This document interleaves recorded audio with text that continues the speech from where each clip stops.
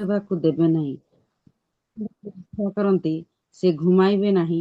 ଦେଖ, ଯେ ଇସ୍ରାଏଲକୁ ରକ୍ଷା କରନ୍ତି ସେ ଘୁମାଇବେ ନାହିଁ କି ନିଦ୍ରା ଯିବେ ନାହିଁ। ସଦାପ୍ରଭୁ ତୁମ୍ଭର ରକ୍ଷକ, ସଦାପ୍ରଭୁ ତୁମ୍ଭ ଦକ୍ଷିଣ ପାର୍ଶ୍ୱର ଛାୟା। ଦିବସରେ ସୂର୍ଯ୍ୟ କି ଅବା ରାତ୍ରିରେ ଚନ୍ଦ୍ର ତୁମ୍ଭକୁ ଆଘାତ କରିବ ନାହିଁ। ସଦାପ୍ରଭୁ ସମସ୍ତ ମଙ୍ଗଳରୁ ତୁମ୍ଭକୁ ରକ୍ଷା କରିବେ। ସେ ତୁମ୍ଭର ପ୍ରାଣକୁ ରକ୍ଷା କରିବେ। ଆଜିଠାରୁ ସଦାକାଳ ସଦାପ୍ରଭୁ ତୁମ୍ଭର ବାହାରେ ଯିବାର ଓ ଭିତରେ ଆସିବାର ରକ୍ଷା କରିବେ। ଆମେନ୍। ଆସନ୍ତୁ ଆମେ ପ୍ରାର୍ଥନା କରି ଆରମ୍ଭ କରିବା। ମଙ୍ଗଳମୟ ପବିତ୍ର ପ୍ରେମମୟ ସ୍ୱର୍ଗସ୍ଥ ପିତା, ତୁମର ଧନ୍ୟବାଦ କରୁଛୁ, ଗୌରବ କରୁଛୁ, ପ୍ରଶଂସା କରୁଛୁ। ପ୍ରଭୁ ତୁମେ ରାଜାମାନଙ୍କ ରାଜା, ପ୍ରଭୁ ତୁମେ ଦେବମାନଙ୍କର ଦେବ ଅଟ। ସ୍ୱର୍ଗ ତୁମର ସିଂହାସନ, ପୃଥିବୀ ତୁମର ପାଦପୀଠ। ସ୍ୱଗୌରବ ରକ୍ଷଣ ରହୁଛ କି ପରମେଶ୍ୱର ପବିତ୍ର ପ୍ରଭୁ, ସେଇ ପବିତ୍ର ଚଅନ୍ତଳେ ଆମେ ମାନେ ନିଜ ନିଜକୁ ସମର୍ପଣ କରୁଛୁ। ପବିତ୍ର ପ୍ରଭୁ, ଯେତେବେଳେ ବାପା ତୁମେ ଏଇ ଜୁମ୍ ମାଧ୍ୟମରେ ଉପସ୍ଥିତ ରୁହ ପବିତ୍ର ପ୍ରଭୁ, ଯେତେ ଜଣ ଆମେ ଜଏନ୍ କରିଛୁ, ଯେତେ ଜଣ ଜଏନ୍ କରିପାରିନାହାନ୍ତି ପ୍ରଭୁ, ଯେଉଁମାନେ ଜଏନ୍ କରୁନାହାନ୍ତି ପ୍ରତ୍ୟେକଙ୍କୁ ତୁମର ଏଇ ଚଅନ୍ତଳେ ସମର୍ପଣ କରେ ପବିତ୍ର ପ୍ରଭୁ। ସେମାନେ ଯେପରି ଆଗାମୀ ଦିନରେ ଜଏନ୍ କରିବେ, ତୁମର ନିକଟବର୍ତ୍ତୀ ହେବେ ପ୍ରଭୁ, ତୁମେ ଦୟା କର। ଏତେବେଳେ ବାପା ଆମେ ଆରାଧନା ମଧ୍ୟକୁ ଯିବୁ। ଆରାଧନା କରିବା ପାଇଁ ଆସୁଥିବା ତୁମର ସେଇ ରାଶିକୁ ମଧ୍ୟ ତୁମରି ଚଅନ୍ତଳେ ସମର୍ପଣ କରୁଛି ପବିତ୍ର ପ୍ରଭୁ। ସୁନ୍ଦର ସ୍ୱର ଦେଇଛ, ଧନ୍ୟବାଦ ଦଉଛି ପ୍ରଭୁ। ତୁମେ ତାଙ୍କୁ ଆଶୀର୍ବାଦ କର, ପ୍ରସ୍ତୁତ କର ପ୍ରଭୁ, ତୁମର ଆରାଧନା କରିବାରେ ସାହାଯ୍ୟ କର ପ୍ରଭୁ। ନେଟୱାର୍କର କୌଣସି ପ୍ରୋବ୍ଲେମ୍ ଯେପରି ନ ରହିବ, ପ୍ରତ୍ୟେକଙ୍କୁ ତୁମେ ଆଶୀର୍ବାଦ କର ପ୍ରଭୁକୁ। ପ୍ରତ୍ୟେକ ଡିଭାଇସ୍କୁ ତୁମରି ଚଅନ୍ତଳେ ସମର୍ପଣ କର, ପ୍ରତ୍ୟେକଙ୍କୁ ତୁମେ ସୁସ୍ଥିର କର, ଧୀର ସ୍ଥିର ଚିତ୍ତ ପ୍ରଦାନ କର ପବିତ୍ର ପ୍ରଭୁ। ଆମେ ଆରାଧନା ମାଧ୍ୟମରେ ଯେପରି ତୁମର ନିକଟବର୍ତ୍ତୀ ହେବୁ, ତୁମେ ଦୟା କର। ଗୌରବ ମହିମା କର୍ତ୍ତାପଣ ଯୁଗେ ଯୁଗେ ତୁମର ହେଉ। ପ୍ରାର୍ଥନା ଶୁଣିଲ, ଧନ୍ୟବାଦ ଦେଇ ଛୋଟ ପ୍ରାର୍ଥନା ପ୍ରଭୁ ଯୀଶୁଙ୍କ ନାମରେ ମାଗିଲୁ ପିତା, ଆମେନ୍ ଆମେନ୍। ଧନ୍ୟବାଦ। ଆସନ୍ତୁ ଏତେବେଳେ ଆମେ ଆରାଧନା ମଧ୍ୟକୁ ଯିବା। ଆମ ମଧ୍ୟରେ ଅଛନ୍ତି ପ୍ରଭୁଙ୍କର ଦାସୀ ମଧୁମିତା ନାୟକ। ସିଷ୍ଟରଙ୍କୁ ମୁଁ ଅନୁରୋଧ କରିବି ସେ ସମ୍ମୁଖକୁ ଆସିବେ ଆଉ ଆରାଧନାରେ କଢାଇ ନେବେ। ପ୍ରେଜ୍ ଦ ଲର୍ଡ ସିଷ୍ଟର, ନମସ୍କାର। ଅନମ୍ୟୁଟ୍ କରନ୍ତୁ। Praise the Lord ଦିଦି। ବର୍ତ୍ତମାନର ସମୟ ଆପଣ କଢାଇ ନିଅନ୍ତୁ। ଧନ୍ୟବାଦ। ଧନ୍ୟବାଦ ସ୍ୱାଗତ କରୁଥିବା ସୁନ୍ଦର ଭାବରେ ଜଡ଼ିତ ପ୍ରତ୍ୟେକଙ୍କ ପ୍ରଭୁ ଯୀଶୁ ଖ୍ରୀଷ୍ଟଙ୍କର ମଧୁମୟ ନାମରେ ପ୍ରେଜ୍ ଦ ଲର୍ଡ। ପ୍ରଭୁଙ୍କର ଗୌରବ ହଉ। ପିତା ପରମେଶ୍ୱର ଆମ ପ୍ରତ୍ୟେକଙ୍କୁ ସୁନ୍ଦର ସୁଯୋଗ ଦେଲେ, ଅବକାଶ ଦେଲେ ତାଙ୍କ ଚନ୍ତରେ ବସି ତାଙ୍କର ଗୌରବ ପ୍ରଶଂସା କରିବା ନିମନ୍ତେ ଆସୁତମାନେ ପ୍ରାର୍ଥନା ସହକାରେ ଆଜିର ଆରାଧନା ମଧ୍ୟକୁ ଯିବା। ପ୍ରଭୁଙ୍କର ପ୍ରଶଂସା କରୁଥିବା, ପ୍ରଭୁଙ୍କର ଗୌରବ କରୁଥିବା, କାରଣ ସେ ଆମକୁ ଜୀବିତ ମଧ୍ୟରେ ଗଣନା କରିଅଛନ୍ତି। Hallelujah. Thank you Jesus, thank you Jesus, thank you ପବିତ୍ର ପିତା। ତୁମେ ଧନ୍ୟବାଦ ପାଅ, ତୁମେ ମହିମା ପାଅ, ତୁମେ ଗୌରବ ପାଅ ବାପା। ହାଲେଲୁୟା। ଧନ୍ୟବାଦ ରାଜେଶ, ଧନ୍ୟବାଦ ରାଜେଶ, ଧନ୍ୟବାଦ ରାଜେଶ। ହି ସକଳ ଦେଶ ପ୍ରଭୁଙ୍କ ଉଦ୍ଦେଶ୍ୟରେ ଆନନ୍ଦ ଧ୍ୱନି କର। ହେ ସକଳ ଦେଶ ପ୍ରଭୁଙ୍କ ଉଦ୍ଦେଶ୍ୟରେ ଆନନ୍ଦ ଧ୍ୱନି କର। ଆସ ହୃଷ୍ଟ ଚିତେ ସେବା କର ସର୍ବେ, ମହାମହିମ ପ୍ରଭୁଙ୍କର। ଆନନ୍ଦ ଉଲ୍ଲାସେ ଗାନ କରୁ କରୁ ଶ୍ରୀ ଛାମୁରେ ପ୍ରବେଶ କର। ହେ ସକଳ ଦେଶ ପ୍ରଭୁଙ୍କ ଉଦ୍ଦେଶ୍ୟରେ ଆନନ୍ଦ ଧ୍ୱନି କର। ହେ ସକଳ ଦେଶ ପ୍ରଭୁଙ୍କ ଉଦ୍ଦେଶ୍ୟରେ ଆନନ୍ଦ ଧ୍ୱନି କର। ହୁଅ ସର୍ବେ ଜ୍ଞାତ ପ୍ରଭୁ ଯେ ଈଶ୍ୱର, ସେ ଆମ ନିର୍ମାତା, ଆମେ ତାହାଙ୍କର। ହୁଅ ସର୍ବେ ଜ୍ଞାତ ପ୍ରଭୁ ଯେ ଈଶ୍ୱର, ସେ ଆମ ନିର୍ମାତା, ଆମେ ତାହାଙ୍କର, ଆମେ ତାହାଙ୍କର, ଆମେ ତାହାଙ୍କର, ବେଶ ତାଙ୍କ ଚରା ଭୂମିର। ସେ ଆମ ଈଶ୍ୱର, ଆମେ ତାହାଙ୍କର, ମେଷ ଆମେ ତାଙ୍କ ପଲର। ଏ ସକଳ ଦେଶ ପ୍ରଭୁଙ୍କ ଉଦ୍ଦେଶ୍ୟରେ ଆନନ୍ଦ ଧ୍ୱନି କର। ଏ ସକଳ ଦେଶ ପ୍ରଭୁଙ୍କ ଉଦ୍ଦେଶ୍ୟରେ ଆନନ୍ଦ ଧ୍ୱନି କର। ଧନ୍ୟବାଦ ସହ ପ୍ରବେଶ ଦ୍ୱାରରେ ସ୍ତବ ଗାନ କର, ତାଙ୍କ ପ୍ରାଙ୍ଗଣରେ ତାଙ୍କ ସ୍ତୁତି କର, ତାଙ୍କ ସ୍ତୁତି କର, ଧନ୍ୟବାଦ ଅର୍ପଣ କର। ସେ ଆମ ଈଶ୍ୱର, ଆମେ ତାହାଙ୍କର, ମେଷ ଆମେ ତାଙ୍କ ପଲର। ଏ ସକଳ ଦେଶ ପ୍ରଭୁଙ୍କ ଉଦ୍ଦେଶ୍ୟରେ ଆନନ୍ଦ ଧ୍ୱନି କର। ସେ ମଙ୍ଗଳମୟ ଚିରକାଳ ପାଇଁ, ପ୍ରେମ ଦୟା ତାଙ୍କ କେବେ ସରେ ନାହିଁ। ସେ ମଙ୍ଗଳମୟ ଚିରକାଳ ପାଇଁ, ପ୍ରେମ ଦୟା ତାଙ୍କ କେବେ ସରେ ନାହିଁ। ତାଙ୍କ ବିଶ୍ୱସ୍ତତା, ତାଙ୍କ ବିଶ୍ୱସ୍ତତା, ତାଙ୍କ ବିଶ୍ୱସ୍ତତା ଅପାର। ସେ ଆମ ଈଶ୍ୱର, ଆମେ ତାହାଙ୍କର, ମେଷ ଆମେ ତାଙ୍କ ପଲର। ଏ ସକଳ ଦେଶ ପ୍ରଭୁଙ୍କ ଉଦ୍ଦେଶ୍ୟରେ ଆନନ୍ଦ ଧ୍ୱନି କର।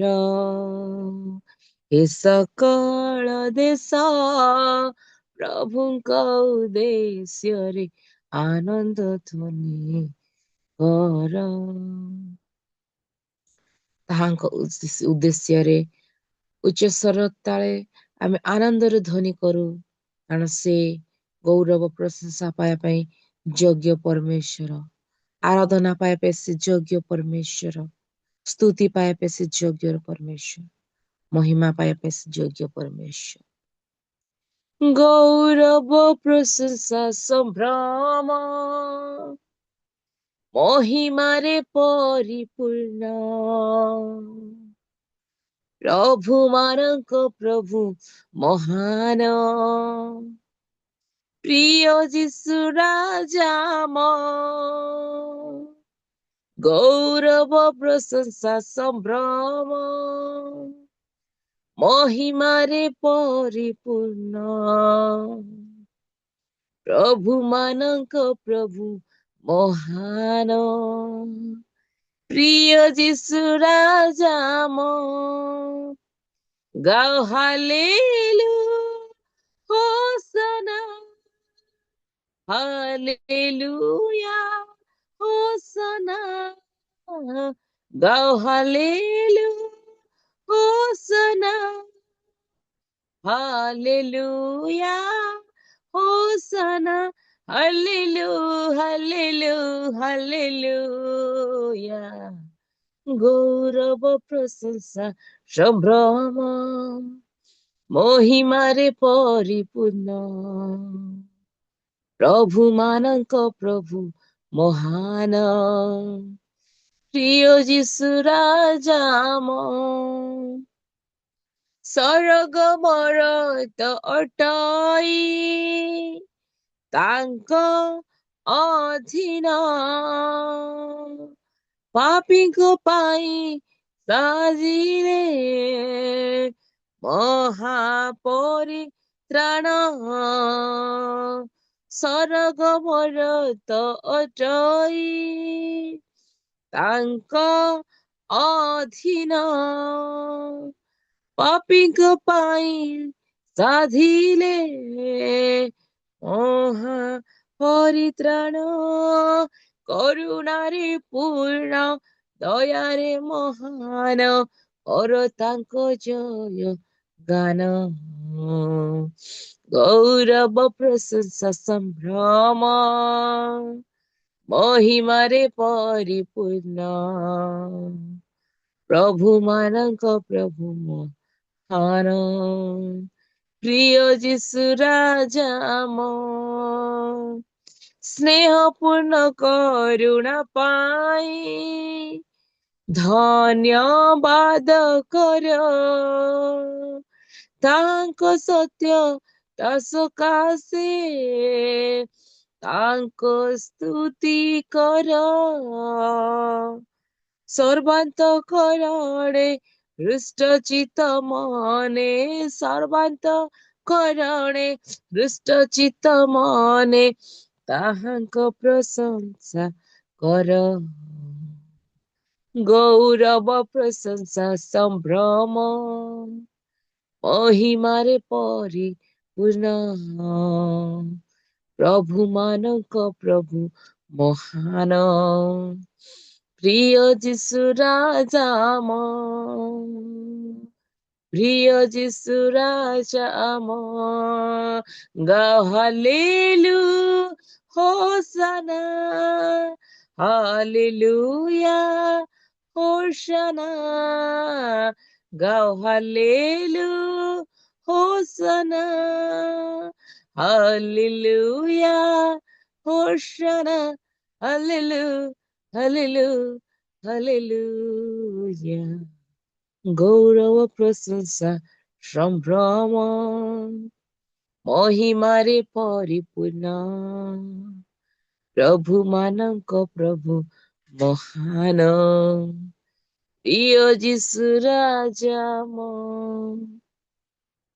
धन्यवाद पिता परमेश्वर प्रभु तुम्हें गौरव प्रशंसा महिमा पाए योग्य परमेश्वर प्रभु हालेलुया तुम्हें प्रशंसा निवासी परमेश्वर प्रभु हालेलुया तुम्हें प्रशंसा श्रेय शोभाजन परमेश्वर अट चारि प्राणी 24 प्राचीर अहरह दिवारातर तुमको नतमस्तक होई तुमरी गौरव प्रशंसा करती बापा स्वर्ग रे आमे मध्य पृथ्वी रे एई समय प्रातः काल समय तुमको खोजुछु बापा तुमरी आराधना करबा पाए आज एकत्रित होइछु तुमरे चरणत प्रभु तुम्हें प्रशंसित हुआ तुम्हें गौरवान्वित हो राजा हालेलुया तुम्हारी स्तुति बाद हो परमेश्वर प्रभु हालेलुया पवित्र पिता हालेलुया राजा यीशु प्रभु तुम्हारी महिमा हो बापा तुम्हारी प्रशंसा हो बापा hallelujah thank you Jesus hallelujah thank you Jesus धन्यवाद पिता परमेश्वर प्रभु हालेलुया जीवित परमेश्वर की आराधना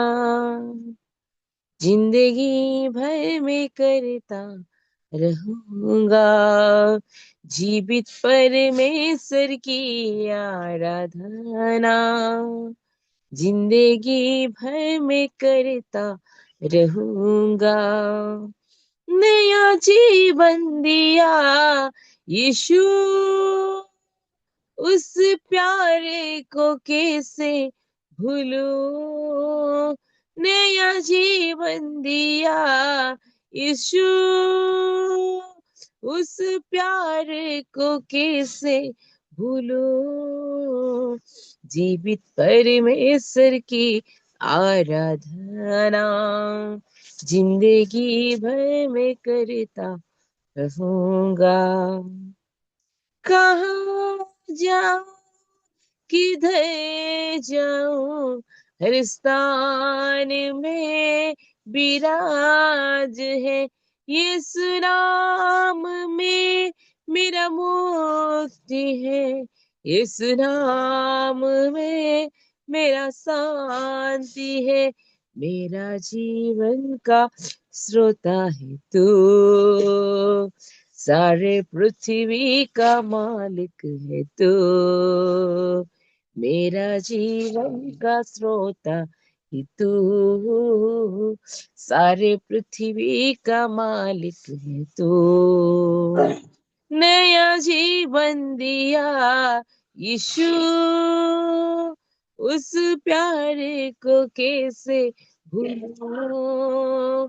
नया जीवन दिया यीशु, उस प्यारे को कैसे भूलूं।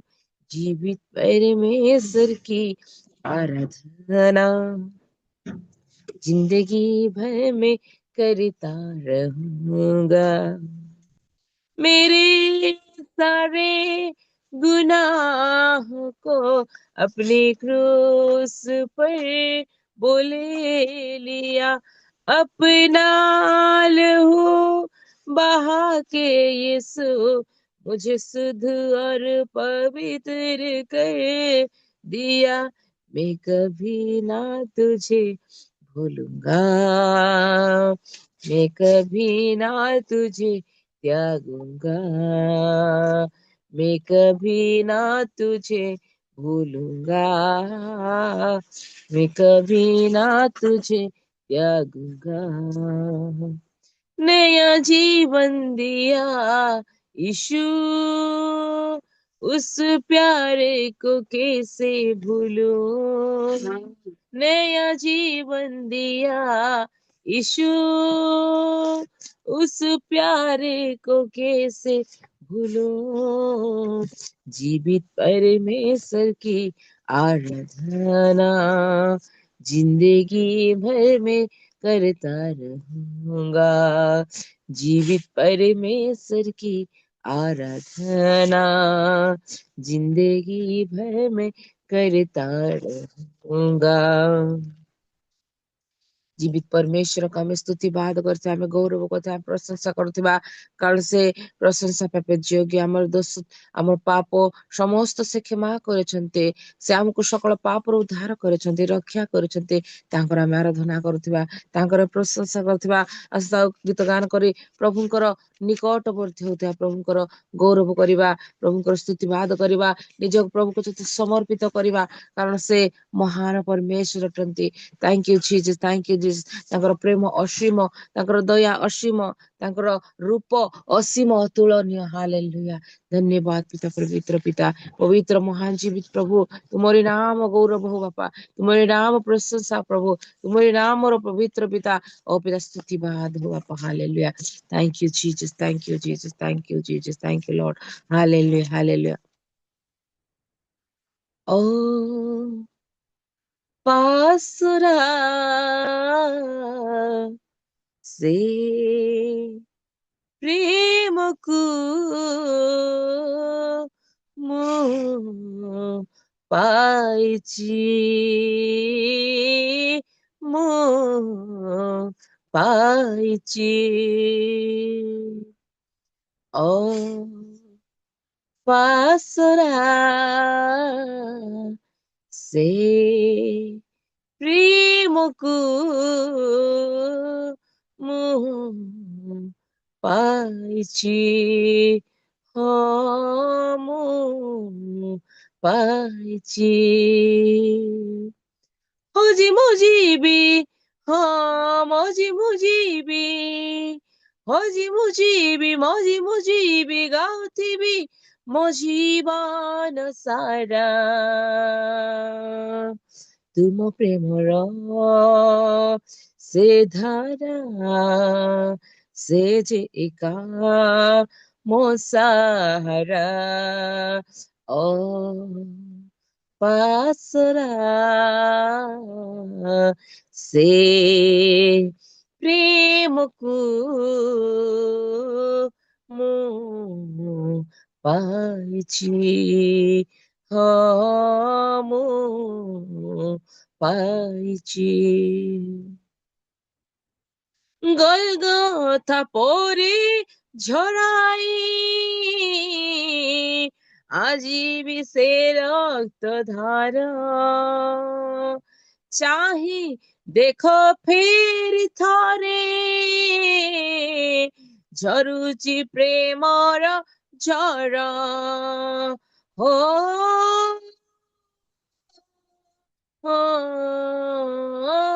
গলগথা পরে ଝରାଏ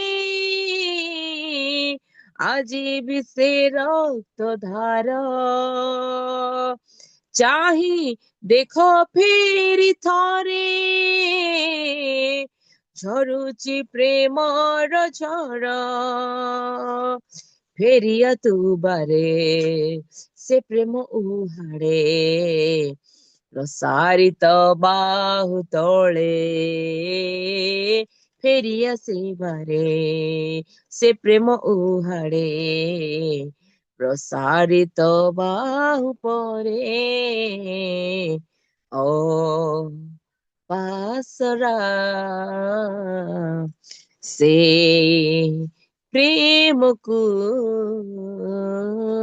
ମୁଁ ପାଇଛି ହଁ ମୁଁ ପାଇଛି ଶୂନ୍ୟ ସମାଧି କହୋଇ ଭାଙ୍ଗିଛି ମୃତ୍ୟୁ ନାହୁଡ଼ା ଦେଖ ଯିଶୁ ସଞ୍ଜୀବିତ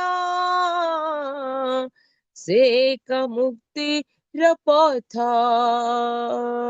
ପ୍ରେମରେ ସେ ତତେ ତୋଳି ନେବେ ହାତେ ଅନନ୍ତ ଜୀବନ ଦେବେ ପ୍ରେମରେ ସେ ତତେ ତୋଳି ନେବେ ହାତେ ଅନନ୍ତ ଜୀବନ ଦେବେ ଅ ପାସରା ସେ ପ୍ରେମକୁ ମୁଁ ପାଇଛି ହଁ ମୁଁ ପାଇଛି ହଁ ମୁଁ ପାଇଛି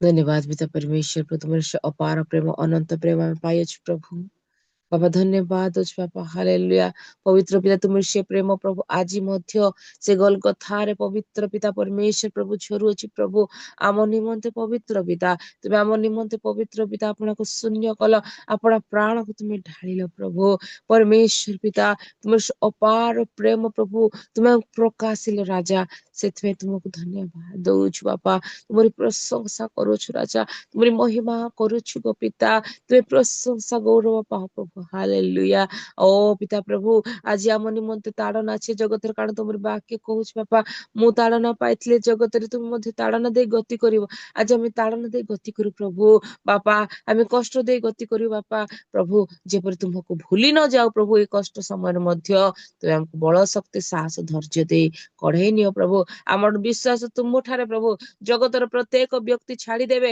କିନ୍ତୁ ତୁମେ କେବେ ବି ଛାଡିବନି ପ୍ରଭୁ ତୁମେ କଦାପି ଛାଡି ନଥାଅ ପ୍ରଭୁ ଓ ପିତା ପ୍ରଭୁ ପବିତ୍ର ପିତା ତୁମେ ଭରସା ପରମେଶ୍ୱର ପ୍ରଭୁ ତୁମେ ଆମର ସାହାରା ତୁମେ ଆମର ଭରସା ତୁମେ ହସ୍ତ ଧରି ଆମକୁ ଉଠେଇବାର ପରମେଶ୍ୱର ପ୍ରଭୁ ଧନ୍ୟବାଦ ଦଉଛୁ ବାପା ତୁମେ ଧନ୍ୟବାଦ ପାଅ ଧନ୍ୟବାଦ ପାଅ ଧନ୍ୟବାଦ ପାଅ ଆଜି ଆମ ପ୍ରତ୍ୟେକ ଜଣଙ୍କୁ ତୁମେ ଛୁଇଁଛ ଆମ ପ୍ରତ୍ୟେକ ଜଣଙ୍କର ହୃଦୟ ତୁମେ କଥା କହିଛ ଧନ୍ୟବାଦ ଦଉଛୁ ଆଗାମୀ କାର୍ଯ୍ୟକ୍ରମ ପ୍ରଭୁ ତୁମରି ହସ୍ତରେ ଦଉଛୁ ବାପା ତୁମେ ଆଗାମୀ କାର୍ଯ୍ୟକ୍ରମ ଆଜିର ବାକି ଆଜିର ସାଥୀ ସମସ୍ତ ବିଷୟ ପ୍ରାର୍ଥନା ସକଳ ବିଷୟ ଏଇ ଜୁମକୁ ଏ ହୋଷ୍ଟକୁ ତୁମେ ଆଶୀର୍ବାଦ କର ଧନ୍ୟବାଦ ପ୍ରିୟତମ ପ୍ରଭୁ ଯୀଶୁ ଖ୍ରୀଷ୍ଟଙ୍କର ମଧୁର ନାମ ମାଗିଲୁ ଆମେନ ଆମେନ ଧନ୍ୟବାଦ ଦିଦି ଧନ୍ୟବାଦ ସିଷ୍ଟର ସୁନ୍ଦର ଭାବରେ ପ୍ରଭୁ ଆପଣଙ୍କୁ ସୁନ୍ଦର ସ୍ୱର ଦେଇଛନ୍ତି ଏଇ ପ୍ରାତଃ ସମୟରେ ଉଠି ଗୀତ ଗାଇବା ଏତେ ବି ସହଜ ନୁହେଁ ତଥାପି ସୁନ୍ଦର ଭାବରେ ପ୍ରଭୁଙ୍କର ଗୀତ ଗାନ କରିବା ସଙ୍ଗେ ସଙ୍ଗେ ଆରାଧନାରେ ପ୍ରାର୍ଥନାରେ ମଧ୍ୟ କଡ଼ାଇ ନେଲେ ପ୍ରଭୁ ଆପଣଙ୍କୁ ମଧ୍ୟ ଆଶୀର୍ବାଦ କରନ୍ତୁ ଆପଣଙ୍କର ସହବର୍ତ୍ତୀ ପରମେଶ୍ୱର ହୁଅନ୍ତୁ ସୁସ୍ଥ ସବଳ ଶରୀର ଦେଇ ତାଙ୍କରି ଉଦ୍ଦେଶ୍ୟରେ ଏଇଭଳି ଭାବରେ ଦିନ ପ୍ରତିଦିନ କଢ଼ାଇ ନେଇଥାନ୍ତୁ ଆସନ୍ତୁ ଆମେ ବର୍ତ୍ତମାନ ମୁଖ୍ୟ ପର୍ଯ୍ୟାୟରେ ପହଞ୍ଚିଛୁ ଆମେ ବାକ୍ୟ ଶ୍ରବଣ କରିବା ନିମନ୍ତେ ଯିବା ଆମ ମଧ୍ୟରେ ଅଛନ୍ତି ରେଭରେଣ୍ଡ ଏନ୍ ଶୁଭେନ୍ଦୁ ଆଜ୍ଞା ମୁଁ ଅନୁରୋଧ କରେ ସେ ସମ୍ମୁଖକୁ ଆସିବେ ଆଣିଥିବା ପ୍ରଭୁଙ୍କର ସେ ସ୍ୱର୍ଗୀୟ ମାନକୁ ପ୍ରତ୍ୟେକଙ୍କୁ ଦେଇ ପରିତୃପ୍ତ କରିବେ ଆସନ୍ତୁ ଆମେ ମୁଁ ସମସ୍ତଙ୍କୁ ଅନୁରୋଧ କରେ ଆଉ ଯଦି ସଠିକ ଜାଗାରେ ଆମେ ଅଛୁ ଭିଡିଓ ଅନ୍ କରି ବସିଲେ ଭଲ ହେବ ତ ସମସ୍ତଙ୍କର ଭିଡିଓ ବନ୍ଦ ଅଛି ଏଇଟା ଦୁଃଖର ବିଷୟ ପ୍ରେଜ୍ ଦ ଲର୍ଡ ଆଜ୍ଞା, ନମସ୍କାର। ପ୍ରେଜ୍ ଦ ଲର୍ଡ, ନମସ୍କାର। ଆଜ୍ଞା, ବର୍ତ୍ତମାନ ଆପଣଙ୍କର ସମୟ, ଆପଣ ବାକ୍ୟ ଦେଇ ପ୍ରତି ପଢାଇ ନିଅନ୍ତୁ। ଧନ୍ୟବାଦ। ଆମେ ବାକ୍ୟ ମଧ୍ୟକୁ ଯିବା ପୂର୍ବରୁ ପ୍ରାର୍ଥନା କରିବା। ଧନ୍ୟବାଦ ମଙ୍ଗଳ ସ୍ୱର୍ଗୀୟ ପିତା, ପବିତ୍ର ନାମର ବିଶେଷ ଧନ୍ୟବାଦ ଦେଉଛି ପିତା। ବର୍ତ୍ତମାନ ତୁମେ ଏଇ ପ୍ରାତଃକାଳ ସମୟରେ ଏଇ ଜିମ୍ରେ ସୁଯୋଗ ଦେଇଛ, ସେଥିପାଇଁ ବେଶୀ ଧନ୍ୟବାଦ ଦେଉଛି। ସୁଯୋଗ ଦେଇଥିବା ପ୍ରତ୍ୟେକଙ୍କୁ ମୁଁ ଧନ୍ୟବାଦ ଦେଉଛି। ପ୍ରତ୍ୟେକଙ୍କୁ ମୁଁ ଧନ୍ୟବାଦ ଦେଉଛି ପିତା। ତତ୍ସଙ୍ଗେ ମୁଁ ଯୋଉ ଆତ୍ମବ୍ୟବହାର ନେଇ ଆସିଅଛି ପିତା, ଯେପରି ସମସ୍ତେ ଯେଉଁମାନେ ଜଡ଼ିତ ହେଇପାରିନାହାନ୍ତି ସେମାନଙ୍କୁ ଜଡ଼ିତ ହେବା ପାଇଁ ତୁମେ ସାହାଯ୍ୟ କର। ଆଉ ଯେଉଁମାନେ ଭିଡିଓ ଅନ୍ କରିନାହାନ୍ତି ସେମାନଙ୍କୁ ଦୟାପୂର୍ବକ ତୁମର ପବିତ୍ର ଆତ୍ମାର ଶକ୍ତି ପରିଚାଳନ କର ପିତା। ସେମାନେ ଯେପରି ଭିଡିଓ ଅନ୍ କରି ସମସ୍ତ ଏଇ ବାକ୍ୟକୁ ଶ୍ରବଣ କରି ଯେପରି କାର୍ଯ୍ୟରେ ଲଗେଇ ପାରିବେ, ସେଥିପାଇଁ ତୁମେ ବିଶେଷ କରି ମୋର ମୁଖ ଦେଇ କଥା କୁହ। ମତେ ଆଗେ କରି ମୋର ଆଗେ ହିଁ ତୁମେ, ମୋର ପଛେ କରି ତୁମେ ହିଁ ନିଜେ ସେ ତୁମର ମୁଖରେ ଜଡ଼ିତ ହେଇ ପବିତ୍ର ଆତ୍ମାର ଶକ୍ତି ଦ୍ୱାରା ଏଇ ବାକ୍ୟ ମୁଁ ଯାହା ବି କହିବାକୁ ଯାଉଅଛି ତାହା ତୁମେ ହିଁ କହ। କହୁନାହିଁ, କେବଳ ତୁମେ ସେଟା କହିବ। ପବିତ୍ର ଧର୍ମଶାସ୍ତ୍ର ତାହା ଗ୍ରହଣ କରିବେ। ସେଥିପାଇଁ ମୁଁ ମଧ୍ୟ ଯେପରି ଜାଣିଛୁ ମୁଁ ମଧ୍ୟ ଆହୁରି ଆଗକୁ ବଢିପାରିବି, ସେଥିପାଇଁ ନାମରେ ପ୍ରାର୍ଥନା।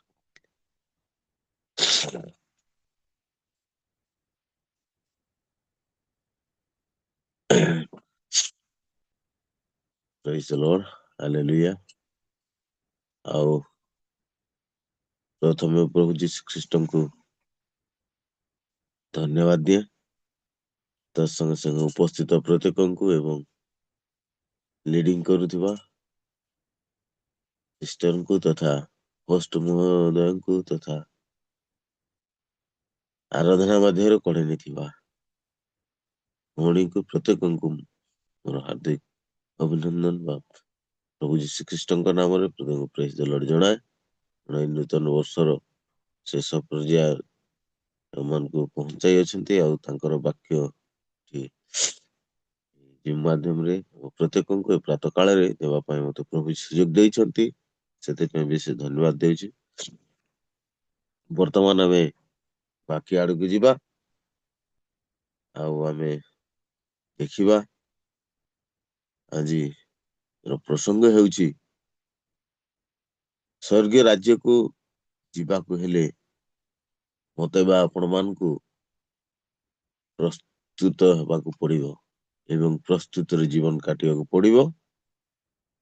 ତ ସଙ୍ଗେ ସଙ୍ଗେ ଆମେ ନିଜେ ପ୍ରସ୍ତୁତ ହେବା ସଙ୍ଗେ ସଙ୍ଗେ ଆମର ପ୍ରତ୍ୟେକ ପଡୋଶୀ, ପରିବାର, ବନ୍ଧୁ ବର୍ଗ ପ୍ରତ୍ୟେକଙ୍କୁ ଆମେ ପ୍ରସ୍ତୁତ କରିକି ଆମେ ସେ ସ୍ୱର୍ଗୀୟ ରାଜ୍ୟରେ ପ୍ରବେଶ କରିବାକୁ ହେବ। ତେଣୁକରି ଆଜି ମତେ ବା ଆପଣ ମାନଙ୍କୁ ଅନେକ ପ୍ରକାର କାର୍ଯ୍ୟରେ, ଅନେକ ପ୍ରକାର ସମୟରେ, ଆମେ ସବୁ ସମୟରେ ଆମେ ପ୍ରସ୍ତୁତ ହେବା ନିହାତି ଦରକାର। ଆଉ ଶାସ୍ତ୍ର ପାଠରେ ଲେଖାଯାଏ, ପବିତ୍ର ଧର୍ମଶାସ୍ତ୍ରରେ ଯେହିଜିକଲ ତାର 38 ର 7 ପଦ ଆମେ ପାଠ କରିବା।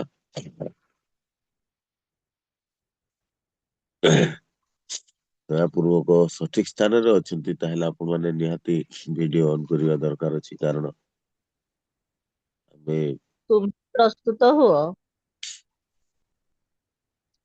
ତୁମ୍ଭେ ପ୍ରସ୍ତୁତ ହୁଅ, ତୁମ୍ଭେ ଆପଣାକୁ ଓ ତୁମ୍ଭ ନିକଟରେ ଏକତ୍ରିତ ତୁମ୍ଭର ସମସ୍ତ ସମାଜକୁ ପ୍ରସ୍ତୁତ କର, ଆଉ ତୁମ୍ଭେ ସେମାନଙ୍କର ରକ୍ଷକ ହୁଅ। ହାଲେଲୁୟା। ଯେହିଜିକଲ ତାର 38 ର 7 ପଦ ପାଠ କରିଛୁ। ଏଠି ଲେଖାଯାଏ, ତୁମ୍ଭେ ପ୍ରସ୍ତୁତ ହୁଅ, ତୁମ୍ଭେ ଆପଣାକୁ ତୁମ୍ଭ ନିକଟରେ ଏକତ୍ରିତ ତୁମର ସମସ୍ତ ସମାଜକୁ ପ୍ରସ୍ତୁତ କର, ଆଉ ତୁମ୍ଭେ ସେମାନଙ୍କର ରକ୍ଷକ ହଉ ବୋଲି ଲେଖାଯାଏ। ଏଠି କଣ ଲେଖାଯାଏ? ତୁମ୍ଭେ ପ୍ରସ୍ତୁତ। ପ୍ରଥମରେ ଆମେ ନିଜେ ପ୍ରସ୍ତୁତ ହେବା, ତାପରେ ଆମେ ଆପଣାକୁ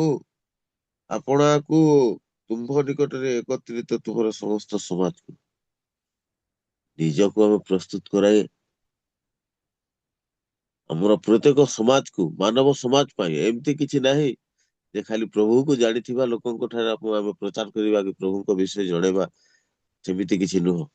ଆମେ ସମସ୍ତ ମାନବ ଜାତି ଓ ମାନବ ସମାଜ ପାଇଁ ଆମେ ପ୍ରସ୍ତୁତ କରିବାର ଆବଶ୍ୟକ ଅଟେ। କାରଣ ବାକ୍ୟ ଯାହା କହୁଅଛି, ଆଉ ତୁମ୍ଭେ ପ୍ରସ୍ତୁତ ହୁଅ, ତୁମ୍ଭେ ଆପଣାକୁ ଓ ତୁମ୍ଭ ନିକଟରେ ଏକତ୍ରିତ ତୁମର ସମସ୍ତ ସମାଜକୁ ପ୍ରସ୍ତୁତ କର, ଆଉ ତୁମ୍ଭେ ସେମାନଙ୍କର ରକ୍ଷକ ହଉ ଲେଖା। ସେମାନଙ୍କୁ ରକ୍ଷା କରିବା ପାଇଁ ଆମେ ଯୀଶୁ ଖ୍ରୀଷ୍ଟ ଆମମାନଙ୍କୁ କଣ ପାଇଁ ଏଇ ଜଗତକୁ ପଠାଇ ଅଛନ୍ତି? ଜଗତର କୋଣେ କୋଣେ ତାଙ୍କର ନାମକୁ ଘୋଷଣା କରିବା ପାଇଁ ଆମମାନଙ୍କୁ ସମସ୍ତଙ୍କୁ ପଠାଇଛି। ଏଇ ଜଗତ ଆମର ନୁହଁ, କେବଳ ସମସ୍ତଙ୍କୁ ପ୍ରଭୁଙ୍କର ବିଷୟରେ ଜଣାଇବା ପାଇଁ ଆମେ ଆସିଅଛୁ। ଆଉ ଯେଉଁମାନେ ଜାଣିବେ, ପ୍ରକୃତରେ ବିଶ୍ୱାସ କରିବେ, ପ୍ରସ୍ତୁତରେ ଜୀବନ କାଟିବେ, ପ୍ରସ୍ତୁତି ହେଉଥିବେ, କୋଉଥି ପାଇଁ? ଆମ ପାଇଁ ସ୍ୱର୍ଗୀୟ ରାଜ୍ୟ। ଏଇଠି ଆମର ଜାଗା ନାହିଁ, ଆମ ପାଇଁ ଅନେକ ଜାଗା ଅଛି, ଯାହାକି ଆମର ପିତା ପରମେଶ୍ୱର ସେ ଆମ ପାଇଁ ପ୍ରସ୍ତୁତ କରିବା ପାଇଁ ଯାଇଅଛନ୍ତି। ଅଲରେଡି ତାଙ୍କ ପାଖରେ ଅନେକ ବାସସ୍ଥାନ ଅଛି ଲେଖାଯାଇ ବାଇବଲ। ଆଉ ତାକୁ ସେ ରାସ୍ତା କ୍ଲିୟର କରିବା ପାଇଁ ସେ ଯାଇଅଛନ୍ତି। ଆଉ ଆମକୁ ମଧ୍ୟ ମତେ ଆପଣ ମାନଙ୍କୁ ମଧ୍ୟ ସେଇ ସ୍ଥାନକୁ ଯିବାକୁ ପଡିବ। କାରଣ ଆମେ ପ୍ରସ୍ତୁତରେ ଜୀବନ କାଟିଥିବା, ତାହେଲେ ହିଁ ଯାଇପାରିବା, ନହେଲେ ଆମେ ଯାଇପାରିବା ନାହିଁ। ତେଣୁକରି ଆଜି ମୋର କହିବାର ଉଦ୍ଦେଶ୍ୟ, ଖ୍ରୀଷ୍ଟରେ ପ୍ରିୟ ପ୍ରଭୁଙ୍କର ଲୋକମାନେ, ଆମେ ଆଜି ଏଇ ରିଏଲ ମିନିଷ୍ଟ୍ରିରେ ଆମେ କଣ କରୁଛୁ? ସମସ୍ତେ ଉପସ୍ଥିତ ଜୁମରେ ପ୍ରାତଃ କାଳରେ କଣ ପାଇଁ ଆମେ ଏଠି ବସି ଅଛୁ? ସମସ୍ତେ ଆମର ଉଦ୍ଦେଶ୍ୟ କଣ? ଆମର ଲକ୍ଷ୍ୟ କଣ?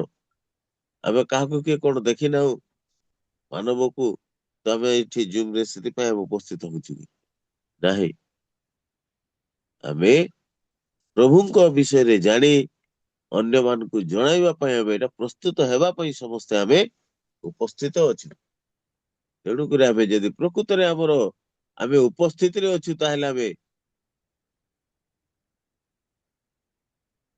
ସେଇ ସ୍ୱର୍ଗୀୟ ରାଜ୍ୟର ଅଧିକାରୀ ହେଇପାରିବା ବା ଯାଇପାରିବା। ଆଉ ଯଦି ଆମେ ପ୍ରସ୍ତୁତ ନାହିଁ, ତାହେଲେ ଆମେ ଯାଇପାରିବା ନାହିଁ, ଅନ୍ଧକାର ରହିବା ଆମେ। ଆଉ ଆମେ ଅନ୍ଧକାର ରହିବା ଅପେକ୍ଷା ଆମେ ପ୍ରସ୍ତୁତି ହେବା ନିହାତି ଆବଶ୍ୟକ ଅଟେ। କାରଣ ଆମେ ଆଲୋକର ସନ୍ତାନ ଅଟୁ, ଆମେ ଅନ୍ଧାରର ସନ୍ତାନ ନୁହଁ। ତେଣୁକରି ମତେ ଆପଣ ମାନଙ୍କୁ ଆଜି ସେଇ ଆଲୋକର ସନ୍ତାନ ହିସାବରେ ଆମେ ପ୍ରସ୍ତୁତରେ ଜୀବନ କାଟିବାର ଅଛି। ତାହା ନୁହେଁ କି ଯେ ଆମେ ଏ ପ୍ରାତଃ କାଳରେ ଖାଲି ପ୍ରାର୍ଥନା କରିଦେଲେ ଆମେ ସ୍ୱର୍ଗ ରାଜ୍ୟକୁ ପଳେଇଯିବୁ, କିମ୍ବା ଆମେ ପ୍ରତି ରବିବାର ଦିନ ଆମେ ଚର୍ଚ୍ଚ ଗଲେ ପ୍ରଭୁଙ୍କ ପାଖକୁ ପଳେଇଯିବୁ ଏ ସ୍ୱର୍ଗୀୟ ରାଜ୍ୟକୁ। ସେମିତି ନୁହେଁ। ଆମେ ପ୍ରତି ସମୟରେ ଯେତେବେଳେ ଯାହା ବି କରୁଛୁ, ଯୁଆଡେ ମଧ୍ୟ ଯାଉଛୁ, ପ୍ରତିଟି ସମୟରେ ମୁଁ ବା ଆପଣ ମାନେ ପ୍ରସ୍ତୁତରେ ଜୀବନ କାଟିବା ନିହାତି ଦରକାର ଅଛି। ଅନେକ ଅଛନ୍ତି ଆଉ ସେମାନେ ଅପ୍ରସ୍ତୁତ ରହିଥାନ୍ତି। ଏମିତି କି ଯେ ଯେଉଁମାନେ କି ବଡ ବଡ ପଦବୀ ବକ୍ତା ବୋଲି ଆମେ କହୁଅଛନ୍ତି, ସେମାନେ ନିଜକୁ ନିଜେ ବକ୍ତା। କିଏ? ଆମେ ନୁହଁ। କେବଳ ବକ୍ତା ହଉଛନ୍ତି ଯୀଶୁ ଖ୍ରୀଷ୍ଟ, ସ୍ୱୟଂ ପରମେଶ୍ୱର ଅଛି ବକ୍ତା। ମଣିଷ କିଏ ବକ୍ତା? ଆମେ ବେଳେ ବେଳେ କହିଥାଉ ମତେ ବକ୍ତା ହିସାବରେ ଡାକିଛନ୍ତି। ଆମେ ଘୋଷଣା କରିଥାଉ କୋଉ ମିଟିଂ ପ୍ରୋଜେକ୍ଟରେ, ମିଟିଂ ପ୍ରୋଗ୍ରାମରେ ଆମେ ବି କହିଥାଉ ଆମର ସେ ବକ୍ତା ଆସୁଅଛନ୍ତି, ପ୍ରଭୁଙ୍କର ଦାସ କହିବା ଆମେ ତାଙ୍କୁ। ପ୍ରଭୁଙ୍କର ବାକ୍ୟ ଆଣିକି ଆସୁଛନ୍ତି, ସେ ପ୍ରଭୁଙ୍କର ଜଣେ ଦାସ। କିନ୍ତୁ ସେମାନେ ମଧ୍ୟ ବେଳେ ବେଳେ ପ୍ରସ୍ତୁତରେ ଜୀବନ କାଟନ୍ତି ନାହିଁ, ଫେଲ ହେଇଯାନ୍ତି। ପ୍ରଭୁଙ୍କର ଦାସ ମାନେ, ମୁଁ ବି ଆଜି କହୁନାହିଁ ମୁଁ ଜଣେ ମୁଁ ପ୍ରସ୍ତୁତରେ ଜୀବନ କାଟୁଛି ବୋଲି। ସମସ୍ତେ ଆମେ ଅପ୍ରସ୍ତୁତରେ ଜୀବନ କାଟୁଅଛୁ। ତେଣୁକରି ପ୍ରଭୁ ଆମ ପ୍ରତ୍ୟେକଙ୍କୁ ଗାଇଡ କରନ୍ତୁ, ପବିତ୍ର ଆତ୍ମା ପ୍ରତ୍ୟେକଙ୍କୁ ଗାଇଡ କରୁ, ଯେପରି ଆମେ ଜ୍ୟୋତିର ସନ୍ତାନ ଯୋହନ ପୁସ୍ତକରେ ଲେଖାଯାଏ। ଆମେ କୌଣସି ପ୍ରକାର ଅନ୍ଧକାର ସନ୍ତାନ ନୁହଁ, ଆଉ ଅନ୍ଧାରରେ ଆମେ ଚାଲିବା ଦରକାର ନାହିଁ। ଆମ ପାଖରେ ଲାଇଟ ଅଛି, ଜ୍ୟୋତି ଅଛି, ଆଉ ସେ ଜ୍ୟୋତି ହେଉଛି କଣ? ଈଶ୍ୱରଙ୍କର ବାକ୍ୟ। ତେଣୁକରି ତାଙ୍କ ବାକ୍ୟ ପ୍ରତି ଧ୍ୟାନ ଦେବା, ଆଉ ପ୍ରତି କଥାରେ ଲୋକଙ୍କ ସହିତ ମିଶିବାରେ ମଧ୍ୟ ପ୍ରସ୍ତୁତ ହେଇଥିବା ସବୁବେଳେ ପ୍ରତିଟି ବିଷୟରେ ଆମେ ପ୍ରସ୍ତୁତିର ଜୀବନ କାଟିବା ନିହାତି ଦରକାର ଅଛି। ତେଣୁକରି ଖ୍ରୀଷ୍ଟର ପ୍ରିୟ ପ୍ରଭୁଙ୍କର ଲୋକମାନେ ଆମେ ଆଜି ଏହି ପ୍ରାତଃ କାଳରେ ବସିବା କାରଣ ଉଦ୍ଦେଶ୍ୟ ହଉଛି ତାହା। କାହାର ଲକ୍ଷ୍ୟ ଉଦ୍ଦେଶ୍ୟ କଣ ମୁଁ ଜାଣିନାହିଁ, ତଥାପି ଆମେ ଖାଲି ସେମିତି ଆମେ ଭିଡିଓ ଅନ୍ କରି ବସିକି ଆମେ ଅନେକ ଦୂର ଦୂରାନ୍ତର ଦେଖିବା ପାଇଁ ବସିଛୁ କି ନାହିଁ। କେବଳ ଆମେ ପ୍ରଭୁଙ୍କ ଉଦ୍ଦେଶ୍ୟରେ କିଛି ଶିଖିବୁ, ଆଉ ଶିଖିଲା ପରେ ଆମେ ଅନ୍ୟମାନଙ୍କୁ ଶିଖିବୁ ବୋଲି ଆମେ ଏଠି ଉପସ୍ଥିତ ଅଛୁ। ହାଲେଲୁୟା। ତେଣୁକରି ଆଜି ମତେ ବା ଆପଣ ମାନଙ୍କୁ ପ୍ରସ୍ତୁତ ଜୀବନ କାଟିବାକୁ ପଡିବ। ଆଉ ପ୍ରଭୁ ଯୀଶୁ ଖ୍ରୀଷ୍ଟ ଯେ ଆମମାନଙ୍କୁ ଅନେକ ପ୍ରକାର ପଥ ଦେଖେଇଛନ୍ତି। ପ୍ରସ୍ତୁତି କେମିତି ଭାବରେ ହେବା, କୋଉ ମାଧ୍ୟମରେ ହେବା, ଆମେ ପ୍ରସ୍ତୁତିର ଅର୍ଥ କଣ ତାହା ଆମମାନଙ୍କୁ ଆଜି ପ୍ରଭୁ ବାକ୍ୟ ମାଧ୍ୟମରେ ଜଣାଉଅଛନ୍ତି। ଆଉ ଆମେ ପ୍ରଥମ କରନ୍ଥୀୟ ତାର 10-13 ପଦ ଆମେ ପାଠ କରିବା। ପ୍ରଥମ କରନ୍ଥୀ 10-13।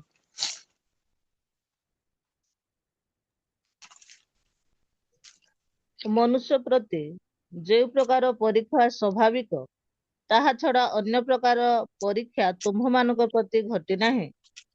କିନ୍ତୁ ଈଶ୍ୱର ବିଶ୍ୱାସ୍ୟ, ସେ ତୁମ୍ଭମାନଙ୍କୁ କୌଣସି ଅସହ୍ୟ ପରୀକ୍ଷାରେ ପରୀକ୍ଷିତ ହେବାକୁ ଦେବେ ନାହିଁ।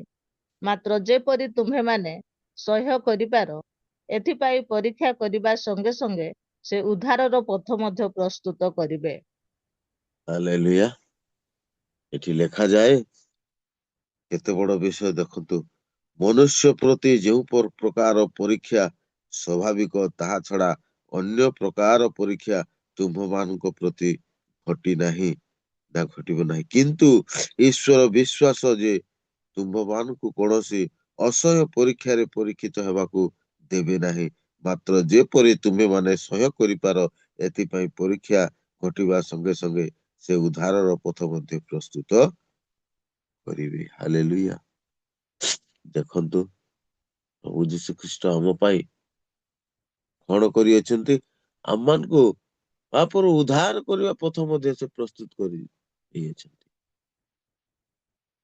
ଆଉ ଆମକୁ ଯେତେବେଳେ ଯୀଶୁ ଖ୍ରୀଷ୍ଟଙ୍କୁ ଶୈତାନ ଯେ ପରୀକ୍ଷା କରିଥିଲା, ଆଉ ତାଙ୍କୁ ମଧ୍ୟ ନିଶ୍ଚିତ ଭାବରେ ପ୍ରସ୍ତୁତ ହେବାକୁ ପଡିଥିଲା। ଯୀଶୁ ଖ୍ରୀଷ୍ଟଙ୍କୁ, ଖ୍ରୀଷ୍ଟର ପ୍ରିୟ ପ୍ରଭୁଙ୍କ ଲୋକମାନେ ଯୀଶୁ ଖ୍ରୀଷ୍ଟଙ୍କୁ କେତେ ବର୍ଷ ପ୍ରସ୍ତୁତିର ଜୀବନ କାଟିବାକୁ ପଡିଥିଲା, ଆଉ ପ୍ରସ୍ତୁତି ହେବାକୁ କେତେ ବର୍ଷ ଲାଗିଥିଲା ତାଙ୍କୁ।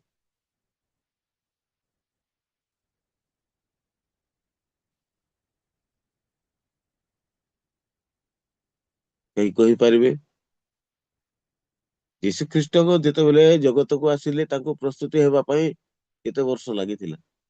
ଜାଣିଛି କେହି ଭିଡିଓ ତ ଅନ୍ କରିନାହାନ୍ତି, ଆଉ କଣ ହେଲେ? 30 ବର୍ଷ। ପ୍ରେଜ୍ ଦ ଲର୍ଡ। ହାଲେଲୁୟା। ଯୀଶୁ ଖ୍ରୀଷ୍ଟଙ୍କୁ ମଧ୍ୟ ପ୍ରସ୍ତୁତିର ଜୀବନ କାଟିବାକୁ ପଡିଥିଲା, ଆଉ ପ୍ରସ୍ତୁତି ହେବାକୁ ପଡିଥିଲା। କେତେ ବର୍ଷ କାଳ? 30 ବର୍ଷ କାଳ। ତାପରେ ଏଠି ଲେଖାଯାଇଛି, ସେଥିପାଇଁ ମନୁଷ୍ୟ ପ୍ରତି ଯେଉଁ ପ୍ରକାର ପରୀକ୍ଷା ସ୍ୱାଭାବିକ, ତାହା ଛଡା ଅନ୍ୟ ପ୍ରକାର ପରୀକ୍ଷା ତୁମମାନଙ୍କ ପ୍ରତି ଘଟିବ ନାହିଁ। ଯାହା ସେ ସ୍ୱୟଂ ପରମେଶ୍ୱର ଥିଲେ, କିନ୍ତୁ ତାଙ୍କୁ ମଧ୍ୟ ସେ ତ୍ରିଏକ ପରମେଶ୍ୱର ଥିଲେ।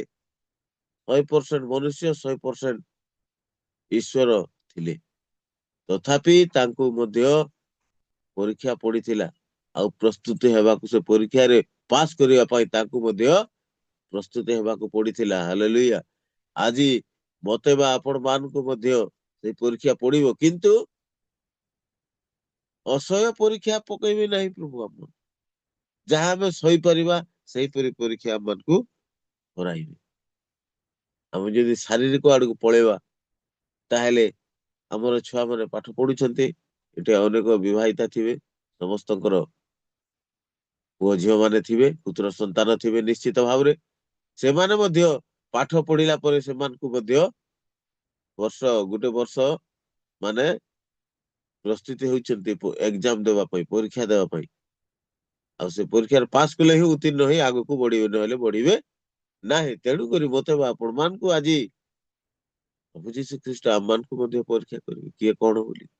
କିନ୍ତୁ ସେ ଆମମାନଙ୍କର ପରୀକ୍ଷା କରିବା ଆଗରୁ ସେ ଆମମାନଙ୍କୁ କଣ କରିଅଛନ୍ତି, ସେ ଆମେ ଯେମିତି ସହ୍ୟ କରିପାରିବୁ ସେହିପରି ସେ ଆମମାନଙ୍କୁ ପରୀକ୍ଷା କରିବେ। ଆଉ से परीक्षा रे पास करिया पाई मध्ये कोन करियछंती से उद्धारर पथ आजी मो पाइबा आपण मानको पाई से ऑलरेडी प्रस्तुत करि सारी अछंती हालेलुया आउ किंतु ईश्वर विश्वास्य जे तुम्भ मानको कोनोसी असह्य परीक्षा रे परीक्षित हेबाकू देबे नाही केते बड़ विषय प्रभु यीशु ख्रीष्ट जी केते वर्णना होइतिबे आजी मो पाइबा आपण मानको पाई जहा जेमिति आमे सहय करि परिबा एही प्रकार रे से हमन को परीक्षा करिवे अधिक माने ओजनिया परीक्षा करिवे जहा के आमे परीक्षा रे फेल हेबा पय हमको से परीक्षा करेबे जेमिति हेले पास करिबा सही परीक्षा से हमन जहा आमे संभाली परिबा सही परीक्षा जहा पर आमे असंभाल परीक्षा से हमन करेबे नाही किंतु प्रभु यीशु ख्रीष्ट को असंभाल परीक्षा आइतिला आजी कोन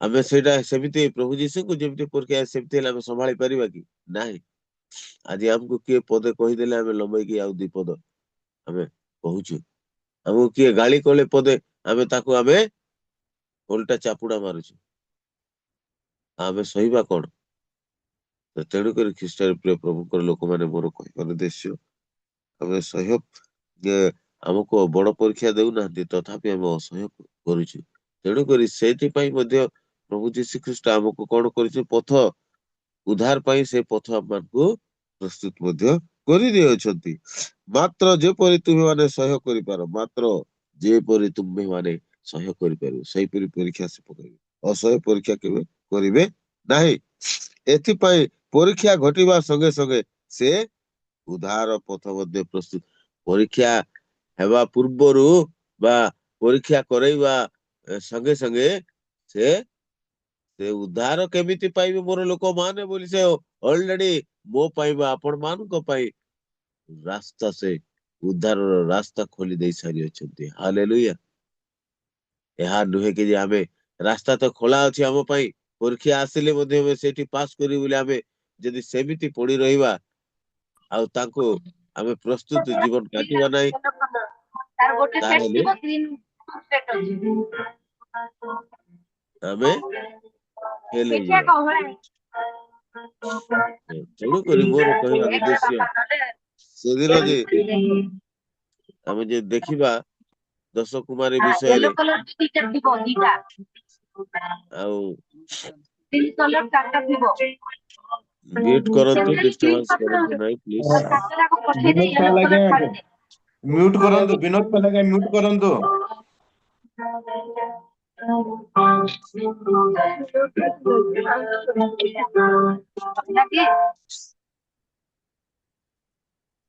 प्रेज द लॉर्ड हालेलुया आमे जेते बेले देखुछु आ दश कुमारी जहा कि दश कन्या जो कोठी को जाइथिले से माने बर को भेटिबा पाई किंतु सेठी मध्यरु समस्त भेटी पारले कि नाही केवल 5 जण भेटी पारले आ 5 जण भेटी पारले नाही बर सहित साक्षात हेई पारले नै काहे कि सेमानको जीवन रे प्रस्तुत रे जीवन नथिला सेमाने लीगल भाबुथिले काहे कि जे आम पाई तो पथ प्रस्तुत करा हेई सारिछि आमे उद्धार पाइबु बोली से न निश्चित तो आमे भेटिबु बर आसीबो बर आसिले भेटी भोजी खाई कि आसीबो बोली सेमाने भाबिथिले खाली नॉर्मल भाबिथिले सेमाने हार्टली भाबि नथिले हृदयर सहित सेमाने प्रस्तुत रे जीवन यापन काटु नथिले किंतु जो 5 जण की हृदयर सहित जे माने की जीवन यापन काटुथिले प्रस्तुत रे जीवन से माने प्रभु यीशु ख्रीष्ट को भेटी पारिले आ जे माने की प्रकृत रे से माने जीवन काटु नथिले जे माने की दुर्बल थिले अप्रस्तुत थिले से माने भेटी पारिले नाही ख्रीष्ट रे प्रिय प्रभुकर लोक माने आज मो बा आपण माने मध्ये सेमिति हेई जिबा यदि हमें अप्रस्तुत रे जीवन काटिबा ताहेले सत्य आत्मा रे यदि हमें आराधना करिबा नाही आ सदा बेले हमें सजाग रहिबा नाही ताहेले हमें भेटी परिबा नाही से स्वर्गीय राज्य को हमें जाई परिबा नाही अधा रास्ता रो हमें फेरी आसीबा आ से ବର୍ତ୍ତମାନ ଏଇ ଜଗତରେ ଯେମିତି ଦନ୍ତର କିଡ଼ିମିଡ଼ିରେ ଆମେ ପଡିଛୁ, କାହା ସହିତ ଗାଳି ଗୁଲ ଝଗଡା ଝାଟି ଦୁନିଆ ଧନ୍ଦା ହେଇକି ଆମେ ରହୁଛୁ, ସେମିତି ହିଁ ଆମର ଜୀବନ ବିତିବ। ଏଇଟା ଆମର ରାଜ୍ୟ ନୁହେଁ, ଏଇଟା ହଉଛି ଜଗତପତି ଶୈତାନର ରାଜ୍ୟ। ଏଇ ଜଗତର ଜଗତପତି ଶୈତାନ, ଏଇଠି ରହିଲେ ସବୁ ଶୈତାନିକ କାର୍ଯ୍ୟ ହବ। କିନ୍ତୁ ପ୍ରଭୁଙ୍କ ପାଖକୁ ବା ସ୍ୱର୍ଗୀୟ ରାଜ୍ୟକୁ ଯେତେବେଳେ ଯିବା ଆମେ, ସେଇ ସମୟରେ କୌଣସି ପ୍ରକାର ଦାନ୍ତର କିଡ଼ିମିଡ଼ି ନଥିବ ବୋଲି ଲେଖାଯାଏ। ହାଲେଲୁୟା। ତେଣୁ ସତର୍କର ସହିତ ଆଜି ମତେ ବା ଆପଣ ମାନଙ୍କୁ ଆଜି ପ୍ରସ୍ତୁତରେ ଜୀବନ କାଟିବାକୁ ପଡିବ। ଆମେ ଦେଖୁଥିବା, ଆଉ ଆମେ ସବୁବେଳେ ଆମେ ପ୍ରଭୁ ଆମମାନଙ୍କୁ ଏମିତି ପରୀକ୍ଷା କରିବେ, ସେଦିନ ସେମାନଙ୍କୁ ଯେମିତି 10 କୁମାରୀଙ୍କୁ ଯେମିତି ପରୀକ୍ଷା ହେଇଥିଲା ସେଇପରି ପରୀକ୍ଷା। କିନ୍ତୁ ତାଙ୍କୁ କଣ ଅସହ୍ୟ ପରୀକ୍ଷା ହେଇଥିଲା କି ସେମାନଙ୍କୁ? ବାସ୍ ସହିପାରିବେ ଏତିକି। କିନ୍ତୁ ସେମାନେ ନିଜେ ହିଁ ନିର୍ବୁଦ୍ଧି ହେଲେ, ସେମାନେ ନିଜେ ନିଜ ବୁଦ୍ଧିକୁ ହରେଇଲେ। କାରଣ ସେମାନେ ହଲକା ନେଲେ ପ୍ରଭୁଙ୍କର ବାକ୍ୟକୁ, ପ୍ରଭୁଙ୍କୁ ହଲକା ନେଲେ। ସେମାନେ ଯୀଶୁ ଖ୍ରୀଷ୍ଟଙ୍କୁ ହଲକା ନେଲେ। ସେ ବରକୁ ଆମେ ହଁ ଭଟିବୁ ଏମିତି ଭାବି ନିଜ ମନକୁ ହଲକା କଲେ। କାରଣ ଆଜି ବି ଏଠି ଲେଖାଯାଏ ଯେ ଉଦ୍ଧାରର ପଥ ସେ ପ୍ରସ୍ତୁତ କରିଅଛନ୍ତି ବୋଲି ମୁଁ ବା ଆପଣ ମାନେ ମଧ୍ୟ ହଲକା ନେବା ଆବଶ୍ୟକ ନୁହେଁ। ଆମେ ମଧ୍ୟ ହାର୍ଟଲି ନେବା ଦରକାର ଅଛି। ନାଇଁ ନାଇଁ, ଆମେ ନିହାତି ସବୁବେଳେ ସଜାଗରେ ଥିବାର ଦରକାର ଅଛି ବୋଲି ଭାବିବାର ଅଛି। ଆଉ ତାପରେ ଦ୍ଵିତୀୟତଃ ଆମେ ଦେଖିବା ଆମୋସ ତାର 4:12 ଲେଖାଯାଏ। ଆମୋସ ପୁସ୍ତକ ତାର 4:12।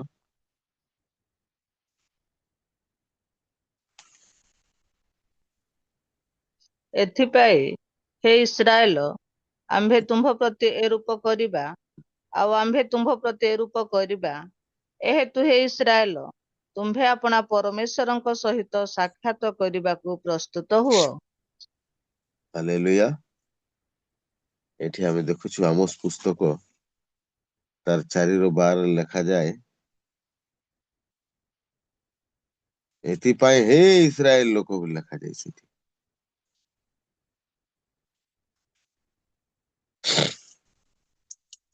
ଏଥିପାଇଁ ହେ ଇସ୍ରାଏଲ, ଆମ୍ଭେ ତୁମ ପ୍ରତି ଏ ରୂପ କରିବା, ଆଉ ଆମ୍ଭେ ତୁମ ପ୍ରତି ଏ ରୂପ କରିବା। ସରି, ମୋତେ ଟିକେ ଥଣ୍ଡା ହେଇଯାଇଛି। ଆଉ ଏଠି ଲେଖାଯାଇଅଛି ହେ ଇସ୍ରାଏଲ, ଆମ୍ଭେ ତୁମ ପ୍ରତି ଏ ରୂପ କରିବା। ଡବଲ ଲେଖା ହେଇଛି ଏଠି। ଗୋଟେ ୱାର୍ଡ ଅଛି ଏଠି ଯୋଉଟା କି ଆମ୍ଭେ ତୁମ ପ୍ରତି ଏ ରୂପ କରିବା, ଆଉ ଆମ୍ଭେ ତୁମ ପ୍ରତି ଏ ରୂପ କରିବା। ଏଥି ସକାଶେ ହେ ଇସ୍ରାଏଲ, ତୁମ୍ଭେ ଆପଣା ପରମେଶ୍ୱରଙ୍କର ସହିତ ସାକ୍ଷାତ କରିବାକୁ ପ୍ରସ୍ତୁତ ହୁଅ। ହାଲେଲୁୟା। ଏଠି ଲେଖାଯାଏ ଯେ ହେ ଇସ୍ରାଏଲ ଲୋକମାନେ। ଇସ୍ରାଏଲ ଲୋକମାନେ କିଏ? ଆଜି ମୁଁ ବା ଆପଣ ମାନେ ହଉଛି ସେଇ ଇସ୍ରାଏଲ ଲୋକମାନେ। ଆଉ ମତେ ବା ଆପଣ ମାନଙ୍କୁ ଆଜି କହୁଅଛନ୍ତି ଏଠି ଯେ ହେ ଇସ୍ରାଏଲ ଲୋକମାନେ, ଆମ୍ଭେ ତୁମ ପ୍ରତି ଏ ରୂପ କରିବା। ଆମେ ତମ ପାଇଁ ଏମିତି କରିବୁ ଯେ ତୁମେ ପିତା ପରମେଶ୍ୱରଙ୍କର ସହିତ ସାକ୍ଷାତ କରିବାକୁ ପ୍ରସ୍ତୁତ ହେଇ ରୁହ, ଜାଗ୍ରତ ହୁଅ, ତୁରନ୍ତ ପ୍ରସ୍ତୁତ ହୁଅ। ଆଉ ଯଦି ପ୍ରସ୍ତୁତ ହେବ ନାହିଁ, ନିଜକୁ ପ୍ରସ୍ତୁତ ନ କରିବ, ନିଜକୁ ପ୍ରସ୍ତୁତ କରିବା ସଙ୍ଗେ ସଙ୍ଗେ ନିଜର ପଡୋଶୀ, ବନ୍ଧୁ ବର୍ଗ, ଆମର ଯେତିକି ସ୍ନେହ ସମ୍ପର୍କ ଲୋକ ଅଛନ୍ତି, ସେ ସମସ୍ତଙ୍କୁ ଯଦି ପ୍ରସ୍ତୁତ କରିବା ନାହିଁ, ତାହେଲେ ଆମେ ପରମେଶ୍ୱରଙ୍କ ସହିତ ସାକ୍ଷାତ କରିପାରିବା ନାହିଁ। ଆଉ ଆମେ ବର୍ଷ ବର୍ଷ ଧରି ଏଇ ଜୁମ୍ ମିଟିଂ ମାନଙ୍କରେ ବସିଲେ, କିମ୍ବା ଆମେ ଚର୍ଚ୍ଚ ଗଲେ, କିମ୍ବା ଆମେ ସଣ୍ଡେ ୱାର୍ସିପ କଲେ, କିମ୍ବା ଆମେ ଫ୍ରାଇଡେରେ ଫାଷ୍ଟିଂ ପ୍ରେୟାର କଲେ, କିମ୍ବା ଆମେ ପ୍ରତିଦିନ ମଧ୍ୟ ଫାଷ୍ଟିଂ ପ୍ରେୟାର କଲେ କିଛି ଲାଭ ହେବ ନାହିଁ। କିନ୍ତୁ ଆମେ ମୁଖ୍ୟତଃ ମୁଁ ବା ଆପଣ ମାନେ ପିତା ପରମେଶ୍ୱରଙ୍କୁ ସହିତ ଆମେ ସାକ୍ଷାତ କରିବା ନିତାନ୍ତ ଆବଶ୍ୟକ ଅଟେ। ଯଦି କରିବା ନାହିଁ, ତାହେଲେ ଏଇ ପ୍ରାତଃ କାଳରେ ଆମେ ବସିକି ଆମେ ତାଙ୍କର ବାକ୍ୟକୁ ଶୁଣିବାଟା ଆମର କିଛି ଫାଇଦା ହେବ ନାହିଁ। ତେଣୁକରି ମୋର କହିବାର ଉଦ୍ଦେଶ୍ୟ, ଆଜି ମୁଁ ବା ଆପଣ ମାନେ ଆମର ପଡୋଶୀ ପ୍ରତ୍ୟେକଙ୍କୁ ଆମେ ପ୍ରସ୍ତୁତ ଜୀବନ ଶିଖେଇବା ଦରକାର ଅଛି। କେମିତି ପ୍ରସ୍ତୁତ ଆମେ ହେବା, ନିଜକୁ କେମିତି ଆମେ ପ୍ରସ୍ତୁତ କରିବା, ନିଜେ ଶିକ୍ଷିତ ହୋଇ ନିଜେ ଶିଖି ଆମେ ଅନ୍ୟମାନଙ୍କୁ ଆମକୁ ଶିଖାଇବାର ଆବଶ୍ୟକ ଅଟେ। ତେଣୁକରି ଆମେ ଜାଣି ରଖିବା ଦରକାର ଅଛି। ଆଉ ଯାହା ପରମେଶ୍ୱରଙ୍କର ବାକ୍ୟ ଆମମାନଙ୍କୁ କହେ, हे इस्राएल लोक माने बोली ଆମମାନଙ୍କୁ ସୂଚନା ଦେଇଅଛନ୍ତି ଆଉ ତୁମେମାନେ ପିତା ପରମେଶ୍ୱରଙ୍କ ସହିତ ସାକ୍ଷାତ କରିବା ପାଇଁ ପ୍ରସ୍ତୁତ ହୁଅ ବୋଲି ଲେଖାଯାଏ। ଆଉ ସେଇ ପିତା ପରମେଶ୍ୱରଙ୍କ ଠାରେ ଆମେ ସାକ୍ଷାତ କରିବା ପାଇଁ ନିଜକୁ ଆମେ ପ୍ରସ୍ତୁତ ହେବା କରାଇବା ନିହାତି ଆବଶ୍ୟକ ଅଟେ। ଆମେ କେମିତି ଭାବରେ ପ୍ରସ୍ତୁତ ହେବା? ପ୍ରାର୍ଥନାମୟ ଜୀବନ କାଟିବା, ତାଙ୍କର ସହିତ ସବୁବେଳେ ସହଭାଗିତା ରହିବା, ତାଙ୍କ ସହିତ ସବୁବେଳେ କଥାବାର୍ତ୍ତା ହେବା। ଏମିତି ସମୟ ନାହିଁ ଯେ ଖାଲି ଆମେ ପ୍ରାତଃ କାଳରେ ଥରେ ପ୍ରାର୍ଥନା କରିଦେଲେ ହବ ନାହିଁ, ସେମିତି ନାହିଁ। ଆମେ ସବୁବେଳେ, ଆଉ ସେଥିପାଇଁ ଗୀତରେ ଲେଖାଯାଏ କୌଣସି ପ୍ରକାର ନିର୍ଦ୍ଧାରିତ ସମୟ ନାହିଁ ପ୍ରଭୁଙ୍କ ସହିତ ଆମେ ପ୍ରସ୍ତୁତ ହେବା ପାଇଁ ନିର୍ଦ୍ଧାରିତ ସମୟ ନାହିଁ ଆମର। କି ଯେ ଆମେ ଗୀତରେ ଲେଖାଯାଏ ପ୍ରଭୁଙ୍କୁ ତୁମର ସୁଦୟା ହେଲେ ନାଇଁ ପଡେ ମୁଇଁ ପାପର ଜଞ୍ଜାଲେ ତୁମର ନାକେ ଗାଉଥିବି ଗୋ ମୁଇଁ ରାୟ ଦିନ ସବୁବେଳେ ବୋଲି ଗୀତରେ ଲେଖା। ଆଉ ଆମେ ତାଙ୍କର ନାଁକୁ ଆମେ ରାତି ଦିନ ସବୁବେଳେ ଆମେ ଗାଇପାରିବା, ତାଙ୍କ ସହିତ ଆମେ ସବୁବେଳେ ସାକ୍ଷାତ କରିବା। ସେ ଆମ ସହିତ ସେ ସବୁବେଳେ ଅଛନ୍ତି। ଆମେ ସିନା ତାଙ୍କୁ ଭୁଲି ଯାଉ କିନ୍ତୁ ସେ ଆମକୁ ଭୁଲିବେ ନାହିଁ କି ଛାଡିବେ ନାହିଁ। ତେଣୁକରି ବାକ୍ୟରେ ଲେଖାଯାଏ ଜଣକୁ ସୁଦ୍ଧା ମୁଁ ଛାଡିବି ନାହିଁ ଲେଖାଯାଏ। ସେ ସମସ୍ତଙ୍କୁ ନେଇକି ଯିବେ, କାହାକୁ ମଧ୍ୟ ଛାଡିବେ ନାହିଁ। ତେଣୁକରି ଆମେ ଦେଖିବା ଯେ ନାଇଁ କାହାକୁ ତ ଛାଡିବିନି ବୋଲି ଲେଖାଯାଇଅଛି, ଆମେ କଣ ପାଇଁ ବୋଲି ଅବହେଳିତ ହେବା? ତାହେଲେ ସେ ପରମେଶ୍ୱର ପିତାଙ୍କୁ ଆମେ ସାକ୍ଷାତ କରିପାରିବା ନାହିଁ। ତେଣୁକରି ମୋର କହିବାର ଉଦ୍ଦେଶ୍ୟ ଏହା କି ଯେ ସେ ଆମମାନଙ୍କୁ ପରମେଶ୍ୱରଙ୍କ ସହିତ ସାକ୍ଷାତ କରିବା ପାଇଁ ମଧ୍ୟ ସେ ପଥ ଆମର ରେଡିକି ରଖି ସାରିଅଛନ୍ତି। ଆମେ ନ କହିବା ପୂର୍ବରୁ ଆଉ ସେ ଆମମାନଙ୍କୁ କହୁଛନ୍ତି, ସୂଚାଉ ଅଛନ୍ତି ଯେ ତୁମେ ମାନେ ପ୍ରସ୍ତୁତ ହୁଅ, ପରମେଶ୍ୱରଙ୍କ ସହିତ ସାକ୍ଷାତ କରିବା ପାଇଁ ପ୍ରସ୍ତୁତରେ ଜୀବନ କାଟ ବା ପ୍ରସ୍ତୁତିରେ ଥାଅ। କେତେବେଳେ ମନୁଷ୍ୟ ପୁତ୍ର ଆସିବେ ତୁମେ ତାହା ଜାଣିପାରିବ ନାହିଁ ବୋଲି ଏଠି ଲେଖାଯାଏ।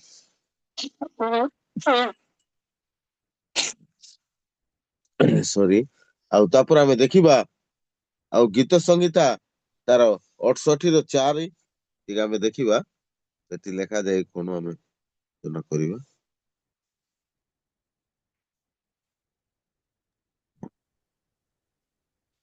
ପରମେଶ୍ୱରଙ୍କ ଉଦ୍ଦେଶ୍ୟରେ ଗାନ କର, ତାହାଙ୍କ ନାମରେ ପ୍ରଶଂସା ଗାନ କର। ଯେ ବାହନରେ ମରୁଭୂମି ଦେଇ ଆସୁଅଛନ୍ତି ତାହାଙ୍କ ପାଇଁ ରାଜପଥ ପ୍ରସ୍ତୁତ କର। ତାହାଙ୍କ ନାମ ଯା, ତୁମ୍ଭେମାନେ ତାହାଙ୍କ ସାକ୍ଷାତରେ ଉଲ୍ଲାସ କର। ହାଲେଲୁୟା। ଏଠି ଲେଖାଯାଏ ଯିଏ ଆସୁଅଛନ୍ତି ତାଙ୍କର ନାମ କଣ? ଯା। ତାର ଅର୍ଥାତ୍ କିଏ? ଯାହାର ଅର୍ଥ କିଏ? ପ୍ରଭୁ ଯୀଶୁ। ପ୍ରଭୁ ଆସୁଅଛନ୍ତି। ଆଉ କଣ ଲେଖାଯାଏ? ଯେ ଯାନବାହନରେ ମରୁଭୂମି ଦେଇ ଆସୁଅଛନ୍ତି ତାଙ୍କ ପାଇଁ ରାଜପଥ ପ୍ରସ୍ତୁତ କର ବୋଲି ଲେଖାଯାଏ। ପରମେଶ୍ୱରଙ୍କର ଉଦ୍ଦେଶ୍ୟରେ ଗାନ କର, ତାଙ୍କ ନାମର ପ୍ରଶଂସା ଗାନ କର। ଯେ ଯାନବାହନ ମରୁଭୂମି ଦେଇ ଆସୁଅଛନ୍ତି ତାଙ୍କ ପାଇଁ ରାଜପଥ ପ୍ରସ୍ତୁତ କର। ଆଉ ତାହାଙ୍କର ନାମ ସଦାପ୍ରଭୁ, ତୁମେମାନେ ତାହାଙ୍କ ସାକ୍ଷାତରେ ଉଲ୍ଲାସ କର। ଯାହା ବୋଲି ଯାହା ଲେଖାଯାଏ ତାହା ହଉଛି ସଦାପ୍ରଭୁ। ଆଉ କଣ କର ବୋଲି ଲେଖାଯାଏ? ତାଙ୍କ ଉଦ୍ଦେଶ୍ୟରେ ତାହାଙ୍କ ନାମର ପ୍ରଶଂସା ଗାନ କର। ଆଜି ମୁଁ ବା ଆପଣ ମାନେ ଆଜି କଣ ବୋଲି ପ୍ରଶଂସା ଗାନ କରିବା? ଆରାଧନା କରିବା, ସ୍ତୁତି ଗାନ କରିବା, ଧ୍ୟାନ ଦେବା, ମେଡିଟେସନ ଯାହା ମେଡିଟେସନ କରିବା, ଧ୍ୟାନ ଦେବା। ଆମେ ଆଜି ମୋର ବା ଆପଣ ମାନଙ୍କର ଜୀବନରେ ମେଡିଟେସନ ରହିବା, ଧ୍ୟାନ ରହିବା ନିହାତି ଦରକାର ଅଛି। ଆମେ ପ୍ରାର୍ଥନା କରିବା ଧ୍ୟାନର ସହିତ, ଶାନ୍ତି ସହିତ ଆମେ ପ୍ରାର୍ଥନା କରିବା ଆବଶ୍ୟକ। ଆଉ ତାଙ୍କ ନିମନ୍ତେ ଆମେ ପ୍ରଶଂସା ଗୀତ ଗାନ କରିବା। ତାଙ୍କ ନାମ ସଦାପ୍ରଭୁ। ତାଙ୍କୁ କଣ କରିବା? ଆମେ ତାଙ୍କ ପାଇଁ ରାଜପଥ, ସେ ଯୋଉ ରାସ୍ତା ଦେଇ ଆସିବେ ସେଇ ପଥ ଆମେ ପ୍ରସ୍ତୁତ କରିବା, ପଥ ପାଇଁ ଆମେ ପ୍ରସ୍ତୁତ ହେଇକିରି ଥିବା। ଏବେ ଆମେ ତାହାଙ୍କ ସାକ୍ଷାତରେ ଉଲ୍ଲାସ କର, ତୁମେମାନେ ତାହାଙ୍କ ସାକ୍ଷାତରେ ଆନନ୍ଦ ଓ ଉଲ୍ଲାସ କର ବୋଲି।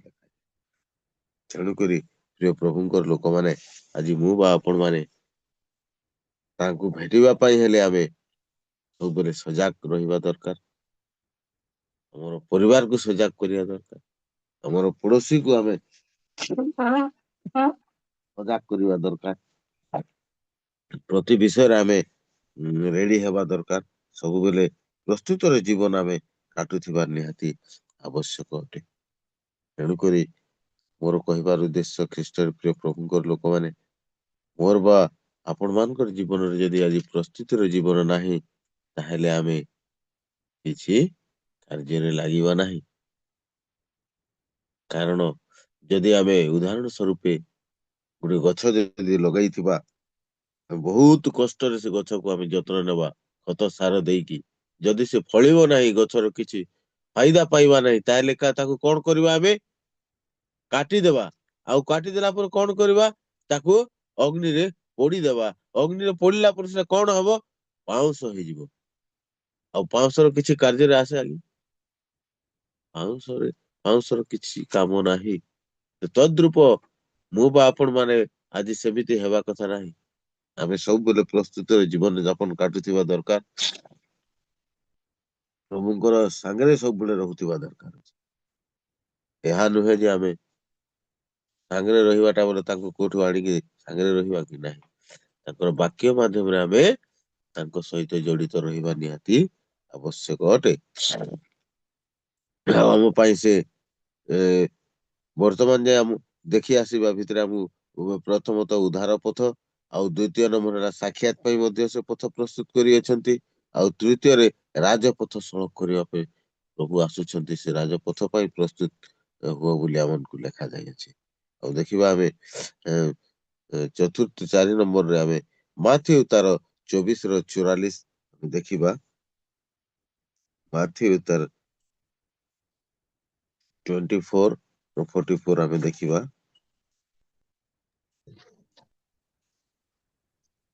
ଏଣୁ ତୁମ୍ଭେମାନେ ମଧ୍ୟ ପ୍ରସ୍ତୁତ ହୋଇଥାଅ, କାରଣ ଯେଉଁ ଦଣ୍ଡରେ ତୁମ୍ଭେମାନେ ମନେ କରୁନଥିବ, ସେହି ଦଣ୍ଡରେ ମନୁଷ୍ୟ ପୁତ୍ର ଆସିବେ। ହାଲେଲୁୟା। ଆମେ ଦେଖୁଛୁ ଏଠି କଣ ଲେଖାଯାଏ? ତୁମ୍ଭେ ମାନେ ସବୁବେଳେ ପ୍ରସ୍ତୁତ ହୋଇଥାଅ। ଏଣୁ ତୁମେ ମାନେ ମଧ୍ୟ ପ୍ରସ୍ତୁତ ହୋଇଥାଅ, କାରଣ ଯେଉଁ ସମୟରେ ତୁମେ ମାନେ ମନେ କରୁନଥିବ, ସେଇ ସମୟରେ ମନୁଷ୍ୟ ପୁତ୍ର ଆସିବେ। ହାଲେଲୁୟା। ଆଜି ଆମେ ଦେଖୁଛୁ ଅନେକ ପ୍ରଫେସି କରୁଅଛନ୍ତି, ନାଇଁ ଜାନୁଆରୀ 26ରେ ଆସିବେ, ନାଇଁ ଡିସେମ୍ବର 26ରେ ଆସିବେ। ଏମିତି ସବୁ ପ୍ରଫେସି ମାନେ ଆଜି ଦୁନିଆରେ ବହୁତ ବଡ ବଡ ପ୍ରଫେସି ବାହାରିଗଲେଣି। ସେମାନେ ଜାଣି କହୁଅଛନ୍ତି, କିନ୍ତୁ ତାହା କେବେ ହେବନି, ଅସମ୍ଭବ। ବାଇବଲ ଯାହା ଲେଖାଯାଏ ବାକ୍ୟରେ, ପବିତ୍ର ବାକ୍ୟ କେବେ ଅନର୍ଥ ହେବ ନାହିଁ। ବାକ୍ୟ ଲେଖାଯାଇଛି, ଅନେକ ମୋ ନାମରେ ଭଣ୍ଡବାଦୀ ମାନେ ଆସିବେ ବୋଲି ଲେଖାଯାଏ। ଆଉ ଯୋଉମାନେ ପ୍ରଫେସି କରୁଛନ୍ତି ଭଣ୍ଡବାଦୀ ଯାକ ସବୁ କୁଆଡେ କାହିଁ? ଅମୁକ ଆସିବ, ଦ୍ୱିତୀୟ ଆଗମନ ହେଇଗଲାଣି, କଣ ହେବ? କିନ୍ତୁ ବାଇବଲ କଣ ମତେ ଆପଣ ମାନଙ୍କୁ ଜଣାଏ, ଏଣୁ ତୁମେ ମାନେ ମଧ୍ୟ ପ୍ରସ୍ତୁତ ହୋଇଥାଅ, କାରଣ ଯେଉଁ ସମୟରେ ତୁମେ ମାନେ ମନେ କରୁନଥିବ, ଯାହାକି ମୁଁ ବା ଆପଣ ମାନେ ମନେ କରୁନଥିବି କି ଆଜି ଦ୍ୱିତୀୟ ଆଗମନ ଆସି ପହଞ୍ଚିବ ବୋଲିକି। ଆଉ ସେଇ ସମୟରେ ସେ ଆସିବେ, ଯାହା ଫଳରେ କି ଆମେ ପ୍ରସ୍ତୁତ ଅଛୁ କି ନାଇଁ ସେ ଜାଣିବେ। ଆଉ ଯୋଉମାନେ ପ୍ରକୃତରେ ପ୍ରସ୍ତୁତି ଅଛନ୍ତି, ସେମାନେ ହିଁ ତାଙ୍କ ସହିତ ଯିବେ ବା ସାକ୍ଷାତ କରିବେ। ହାଲେଲୁୟା। ଆଉ ନହେଲେ କରିପାରିବେ ନାହିଁ। ଆଉ ସେ କାରଣ ଯୋଉ ସମୟରେ ତୁମେ ମାନେ ମନେ କରୁନଥିବ, ସେଇ ସମୟରେ ମନୁଷ୍ୟ ପୁତ୍ର ଆସିବେ। ଆମେ ଯେତେବେଳେ ଆମେ ମନେ କରୁନଥିବା ଯେ ଆଜି ଆସିବ, ଆମେ ଭାବିବା ହଁ ପଥ ତ ପ୍ରସ୍ତୁତ ହେଇଛି, ଆମେ ତ ପ୍ରସ୍ତୁତି ଅଛୁ, କାଲି ଆସିବେ, ପରଦିନ ଆସିବେ ବୋଲି ଆମେ ଭାବୁଥିବା, କିନ୍ତୁ ସେ ଆସିବେ ନାହିଁ, ଜମାରେ କେବେ ଆସିବେନି। ଆଉ ସେ ଯୋଉ ସମୟରେ ଆସିବେ, ଆମେ ଅବହେଳିତ ହେଇଥିବା, ସେଇ ସମୟରେ ଆମେ ତାଙ୍କୁ ଭେଟି ପାରିବା ନାହିଁ। ତେଣୁକରି ମତେ ବା ଆପଣ ମାନଙ୍କୁ ସଦା ସର୍ବଦା କଣ କରିବାକୁ ହେବ? ଏଣୁ ତୁମେ ମାନେ ମଧ୍ୟ ପ୍ରସ୍ତୁତ ହୋଇଥାଅ, ହେ ଇସ୍ରାଏଲ ଲୋକମାନେ ବୋଲି କୁହାଯାଏ ବାକ୍ୟରେ। ଆଉ ଏଠି ମଧ୍ୟ କୁହାଯାଉଛି, ମାଥିଉ ଲିଖିତ ସୁସମାଚାର ଲେଖାଯାଏ, ଏଣୁ ତୁମେ ମାନେ ମଧ୍ୟ ପ୍ରସ୍ତୁତ ହୋଇଥାଅ ବୋଲି ଲେଖାଯାଏ। ମତେ ବା ଆପଣ ମାନଙ୍କୁ ଆଜି ପ୍ରସ୍ତୁତ ହେବା ନିହାତି ଆବଶ୍ୟକ ଅଟେ। ତେଣୁକରି ମୋର କହିବାର ଉଦ୍ଦେଶ୍ୟ ଖ୍ରୀଷ୍ଟରେ ପ୍ରିୟ ପ୍ରଭୁଙ୍କର ଲୋକମାନେ ମୋର ବା ଆପଣ ମାନଙ୍କ ଜୀବନରେ ତଥା ଆମ ନିଜ ପରିବାର ତଥା ପଡୋଶୀ ମାନଙ୍କ ଜୀବନରେ ପ୍ରସ୍ତୁତ ହେଇ ରହିବା ନିହାତି ଦରକାର। ଏମିତି ସମୟରେ ଆସିବେ ଆମେ ଭାବି ନଥିବା କି ଆମେ ଜାଣିନଥିବା, ଆମେ ଯେତେବେଳେ ଅବହେଳିତ ହେଇଥିବା, ଆମେ ଗୋଟେ ଜିନିଷ ଉପରେ ଆମେ ଦେଖିଥାଉ ଆଉ ବାକ୍ୟ ଆମକୁ ଜଣାଏ ଆଉ ଯିଏ କହିଲେ ମଧ୍ୟ ଯୋଉ ପ୍ରଫେସି କହିଲେ ମଧ୍ୟ ଆସିବେ ନାହିଁ ପ୍ରଭୁ। ଯେତେ ବଡ ପ୍ରଫେସି କହିଲେ ମଧ୍ୟ ପ୍ରଭୁ ଆସିବେ ନାହିଁ। ଆଉ 42 ପଦରେ ଲେଖାଯାଏ ଅତଏବ ଜାଗ୍ରତ ଥାଅ, କାରଣ ତୁମମାନଙ୍କ ପ୍ରଭୁ କେଉଁ ଦିନ ଆସିବେ ତାହା ତୁମେ ମାନେ ଜାଣିନାହିଁ, କେହି ମଧ୍ୟ ଜାଣିବେ ନାହିଁ। ଏତିକି ଯେ ଆମକୁ ଜାଗ୍ରତ ରହିବା ଦରକାର ଅଛି, ଆମକୁ ପ୍ରସ୍ତୁତ ଜୀବନ କାଟିବା ଦରକାର ଅଛି, ଆମେ ପ୍ରସ୍ତୁତି ହେଇକି ଥିବାର ଅଛି, ଜାଗ୍ରତ ହେଇକି ଥିବାର ଅଛି, ସେଇ ସମୟକୁ ଅପେକ୍ଷା କରିକି ଥିବାର ଅଛି ସବୁବେଳେ। ଆଉ ସେ କେଉଁ ସମୟରେ ଆସିବେ ତାହା ଜଣା ନାହିଁ ବୋଲି ଲେଖାଯାଏ, ଆମେ ଜାଣିନାହୁଁ, ଯାହା ବାଇବଲ ପ୍ରମାଣ କରୁଅଛି। କିନ୍ତୁ ଆଜି ଅନେକ କହୁଛନ୍ତି ହଁ ଆସିଗଲେଣି, ଆସିବେ ନାଇଁ ଆର ସପ୍ତାହ ଆସିବେ, ନାଇଁ ଆଉ ଗୋଟେ ମାସ ପରେ ଆସିବେ, ନାଇଁ 26 ତାରିଖ ଆସିବେ। ଓହ, ସେମାନେ ବାଇବଲରୁ ମଧ୍ୟ ଆହୁରି ବିଜ୍ଞ ହେଇଯାଇଛନ୍ତି, ପରମେଶ୍ୱରଙ୍କର ବାକ୍ୟରୁ ସେମାନେ ଆହୁରି ବଢିକି ବିଜ୍ଞ ହେଇଯାଇଛନ୍ତି।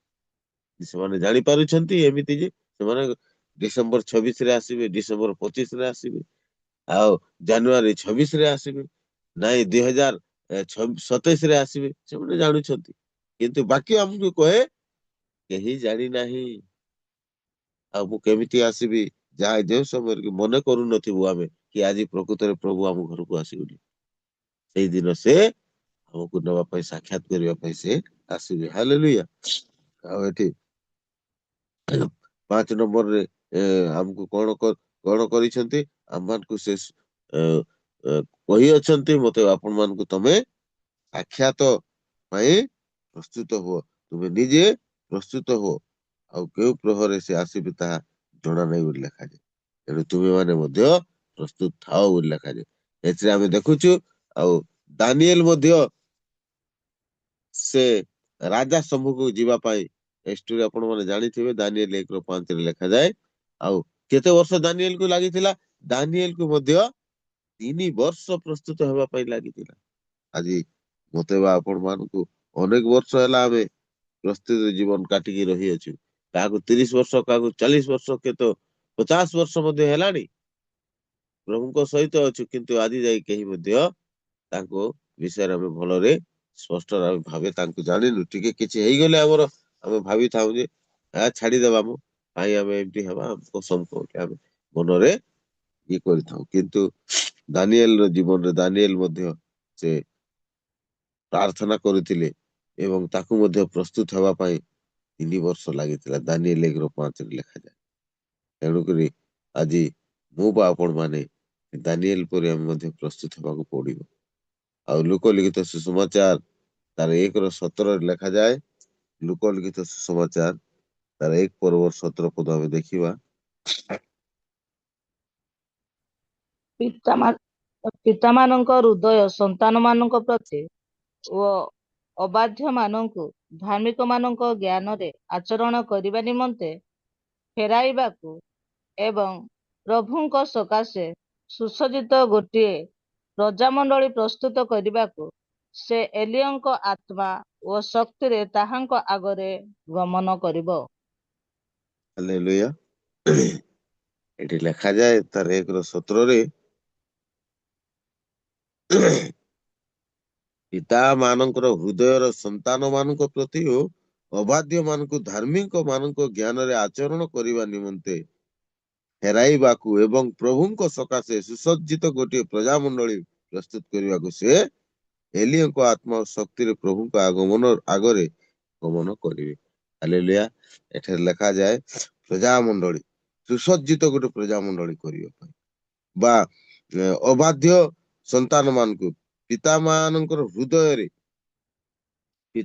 ହୃଦୟ ସନ୍ତାନ ମାନଙ୍କ ପ୍ରତି ଓ ଅବାଧ୍ୟ ମାନଙ୍କୁ ଧାର୍ମିକଙ୍କ ଜ୍ଞାନରେ ଆଚରଣ କରିବା ପାଇଁ, ତଥା ଗୋଟେ ଭଲ ମାନେ ତାଙ୍କର ସମସ୍ତ ମନକୁ ଫେରାଇ ଆଣିବା ପାଇଁ, ବା ଗୋଟେ ସୁସଜ୍ଜିତ ମାନେ ବହୁତ ଭଲ ମଣ୍ଡଳୀ ବା ପ୍ରଜା ମଣ୍ଡଳୀ ପାଇଁ ସେ ଏଠି କଣ ପ୍ରସ୍ତୁତ କରିବାକୁ ସେ ଏଲିୟଙ୍କ ଆତ୍ମା ଓ ଶକ୍ତିରେ ପ୍ରଭୁଙ୍କ ଆଗରେ ଗମନ କରିବେ। ଏଲିୟଙ୍କର ଆତ୍ମା ଓ ପ୍ରଭୁଙ୍କର ଶକ୍ତିରେ ଗମନ କରେ। ଗୋଟେ ପ୍ରଜା ମଣ୍ଡଳୀ ଭଲ ସୁନ୍ଦର ଗୋଟେ ମଣ୍ଡଳୀ ଗଠନ କରିବା ପାଇଁ ପ୍ରସ୍ତୁତ କରାଉଅଛନ୍ତି। ତେଣୁ ଆଜି ମତେ ବା ଆପଣ ମାନଙ୍କୁ ମଧ୍ୟ ତାହା କରିବାକୁ ପଡିବ। ଆଉ ଏଠିରେ ଆମେ ଦେଖୁଥିବା ଆଉ ଏଷ୍ଟର ପୁସ୍ତକ ଏଷ୍ଟର 2:12 ଲେଖାଯାଏ।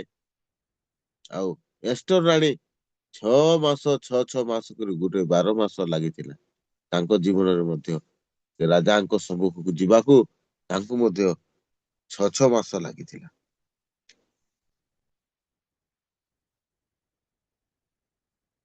ଆମେ ଦେଖିବା ଏଷ୍ଟର ତାର 2:12 ଦେଖିବା। ପୁଣି 10 ମାସ ପର୍ଯ୍ୟନ୍ତ ସ୍ତ୍ରୀ ଲୋକଙ୍କ ନିୟମିତ ସେବା ପାଇବା ଉତ୍ତାରେ ଅକ୍ଷେସ୍ପରଶ ରାଜା ନିକଟକୁ ଏକ ଏକ କନ୍ୟାର ଯିବାର ପାଳି ଉପସ୍ଥିତ ହେଲା। କାରଣ ସେମାନଙ୍କର ଅଙ୍ଗ ସଂସ୍କାରରେ ଏତେ ଦିନ ଲାଗିଲା, ଅର୍ଥାତ୍ 6 ମାସ ଗନ୍ଧରସରେ ତୈଳ ଓ 6 ମାସ ସୁଗନ୍ଧି ଓ ସ୍ତ୍ରୀ ଲୋକଙ୍କର ଅଙ୍ଗରକାର୍ଥକ ଦ୍ରବ୍ୟ ସେବନ କରିବାକୁ ହେଲା। ହାଲେଲୁୟା। ଏଠି ତାଙ୍କ ଜୀବନରେ ଆମେ ଦେଖୁଛୁ ଗୋଟେ ମାମୁଲି ଗୋଟେ ରାଜା ପାଖକୁ ଯିବା ପାଇଁ ତାକୁ କେତେ ଦିନ ଲାଗିଥିଲା ତାକୁ ପ୍ରିପେୟାର ହେବା ପାଇଁ ବା ପ୍ରସ୍ତୁତ ହେବା ପାଇଁ 6 ମାସ ଲାଗିଥିଲା, 12 ମାସ ଲାଗିଥିଲା।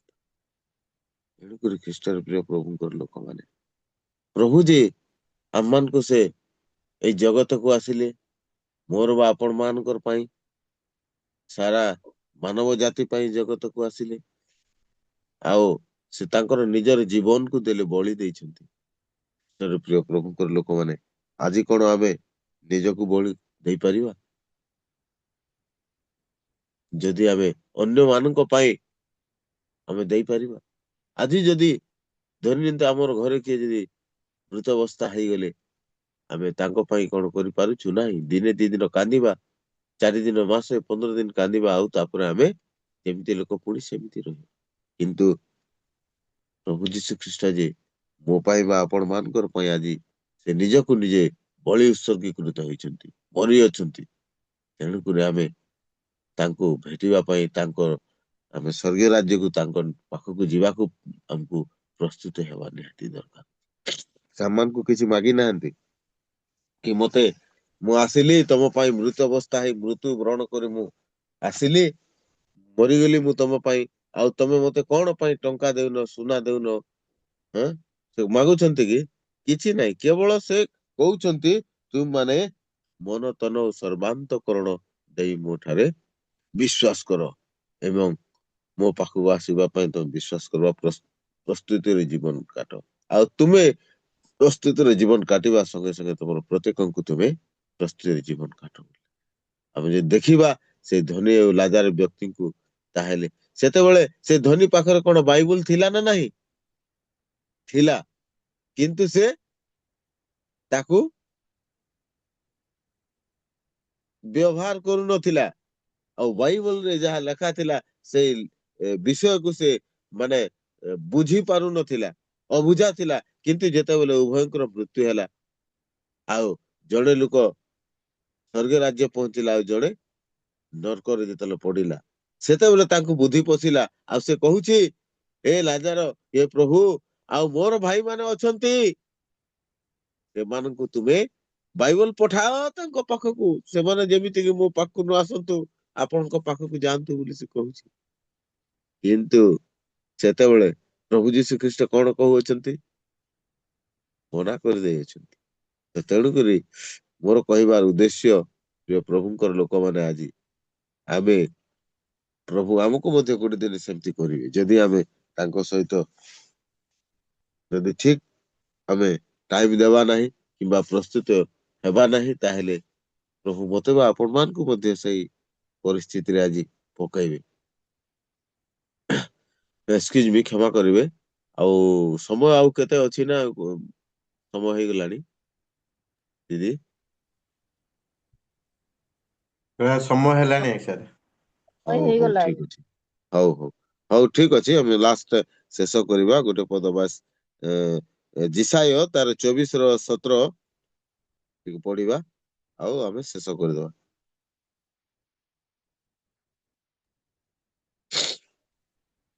ହେ ପୃଥିବୀ ନିବାସୀ ଲୋକ, ତୁମ୍ଭ ନିମନ୍ତେ ଭୟ ଓ ଗର୍ତ୍ତ ଓ ଫାନ୍ଦ ପ୍ରସ୍ତୁତ ଅଛି। ହାଲେଲୁୟା। ଏଠି ଲେଖାଯାଏ, ହେ ପୃଥିବୀ ନିବାସୀ ଲୋକ ସମସ୍ତେ ତୁମମାନଙ୍କ ନିମନ୍ତେ ଭୟର ଗର୍ତ୍ତ ଫାନ୍ଦ ପ୍ରସ୍ତୁତ ଅଛି। କେଉଁଠାକୁ ଯିବାକୁ ତୁମେ ନିଜେ ନିଜ ରାସ୍ତା ତୁମେ ବାଛି ନିଅ ଲେଖାଯାଏ। ହାଲେଲୁୟା। ହେ ପୃଥିବୀ ନିବାସୀ ଲୋକ ତୁମ ନିମନ୍ତେ ଭୟର ଗର୍ତ୍ତ ଓ ଫାନ୍ଦ ପ୍ରସ୍ତୁତ ଅଛି। ଆମ ପାଇଁ କଣ ଅଛି ଶେଷରେ? ଯଦି ଆମେ ପ୍ରସ୍ତୁତରେ ଜୀବନ କାଟିବା ନାହିଁ, ତାହେଲେ ଆଜି ମୋ ପାଇଁ ବା ଆପଣ ମାନଙ୍କ ପାଇଁ ବା ସମଗ୍ର ମାନବ ଜାତି ପାଇଁ କଣ ଅଛି? ଭୟର ଗର୍ତ୍ତର ଫାନ୍ଦ ପ୍ରସ୍ତୁତ ଅଛି। ତାହା ମତେ ବା ଆପଣ ମାନଙ୍କୁ ଆଜି ନିଶ୍ଚିତ ନେବାକୁ ପଡିବ। ଆଉ ଆମେ ସ୍ୱର୍ଗୀୟ ରାଜ୍ୟକୁ ଯିବା ନା ସେଇ ନର୍କ ବା ସେଇ ଭୟର ଗର୍ତ୍ତ ଫାନ୍ଦ ପାଇଁ ପ୍ରସ୍ତୁତ ଅଛି, ତାହା ଆମେ ନିଜକୁ ନିଜେ ପ୍ରସ୍ତୁତ କରାଇବା।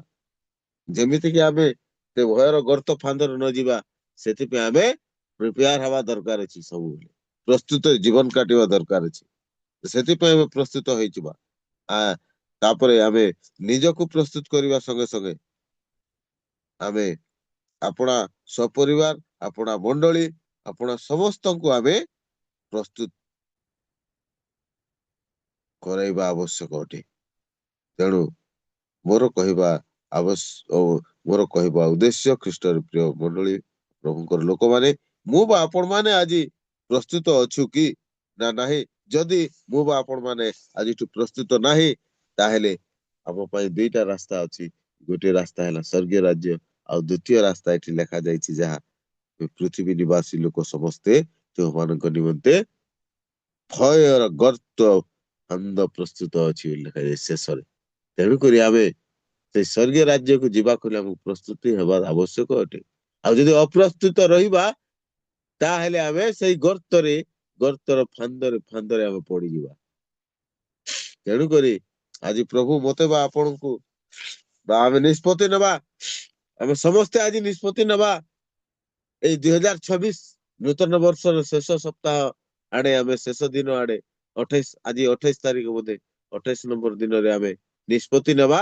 ଯଦି ଆମେ ପ୍ରସ୍ତୁତରେ ଜୀବନ କାଟି ନାହୁଁ, ତାହେଲେ ମୁଁ ବା ଆପଣ ମାନେ ଆଜି କାଟିବା ପାଇଁ ଆମେ ନିଷ୍ପତ୍ତି ନେବା ଦରକାର ଅଛି। ଆଉ ମୁଁ ବା ଆପଣ ମାନେ କାଟିବା ସଙ୍ଗେ ସଙ୍ଗେ ମୋର ପଡୋଶୀ ବା ଆପଣ ମାନଙ୍କର ପଡୋଶୀ ବା ସମସ୍ତ ମାନବ ଜାତିଙ୍କୁ ଆମେ ପ୍ରସ୍ତୁତ କରାଇବା ପାଇଁ ପ୍ରଭୁ ଆମମାନଙ୍କୁ ଆଶୀର୍ବାଦ କରନ୍ତୁ। ଆମେ ମଧ୍ୟ ଯେମିତି ଭାବରେ ପ୍ରସ୍ତୁତ ହେବା, ସେଥିପାଇଁ ପ୍ରଭୁ ଆମ ପ୍ରତ୍ୟେକଙ୍କୁ ଆଶୀର୍ବାଦ କରନ୍ତୁ। ଆମେନ୍।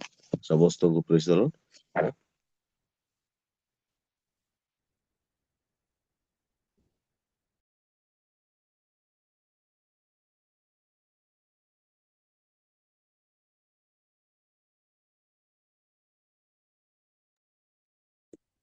ଧନ୍ୟବାଦ ଆଜ୍ଞା, ସୁନ୍ଦର ଭାବରେ ଆଉ ବାକ୍ୟ ଦେଲେ। ଆସନ୍ତୁ ଆମେ ଆଜ୍ଞାଙ୍କ ନିମନ୍ତେ ଏକ ଉଚ୍ଚ କରତାଳି ଦେବା। Praise the Lord ଆଜ୍ଞା। କ୍ଷମା ଚାହେଁ, ମୁଁ ଟିକେ ଭିଡିଓ ଅନ୍ କରିପାରୁନି ଏତେବେଳେ। ମୁଁ ଅନୁରୋଧ କରେ, ଆମ ମଧ୍ୟରେ ହୋଷ୍ଟ ଆଜ୍ଞା ଅଛନ୍ତି, ଆଉ ଯଦି କିଛି ଆନାଉନ୍ସମେଣ୍ଟ ଅଛି ତାହେଲେ ପ୍ରକାଶ କରିବେ। ପ୍ରେଜ୍ ଦ ଲର୍ଡ ଆଜ୍ଞା, ନମସ୍କାର।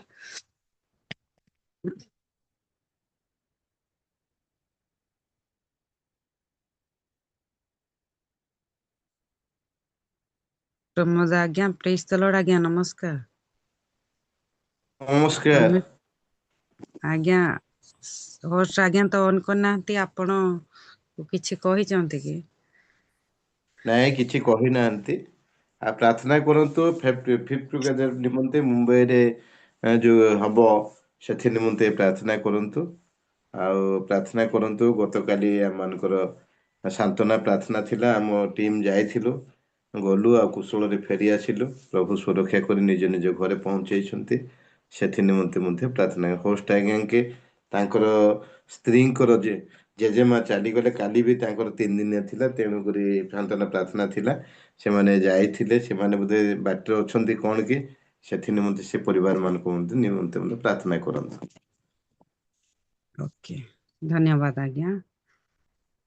ମୁଁ ଅନୁରୋଧ କରିବି, ଆମ ମଧ୍ୟରେ ଅଛନ୍ତି କେଲିମା ଆଜ୍ଞା, ପ୍ରେଜ୍ ଦ ଲର୍ଡ ଆଜ୍ଞା, ନମସ୍କାର।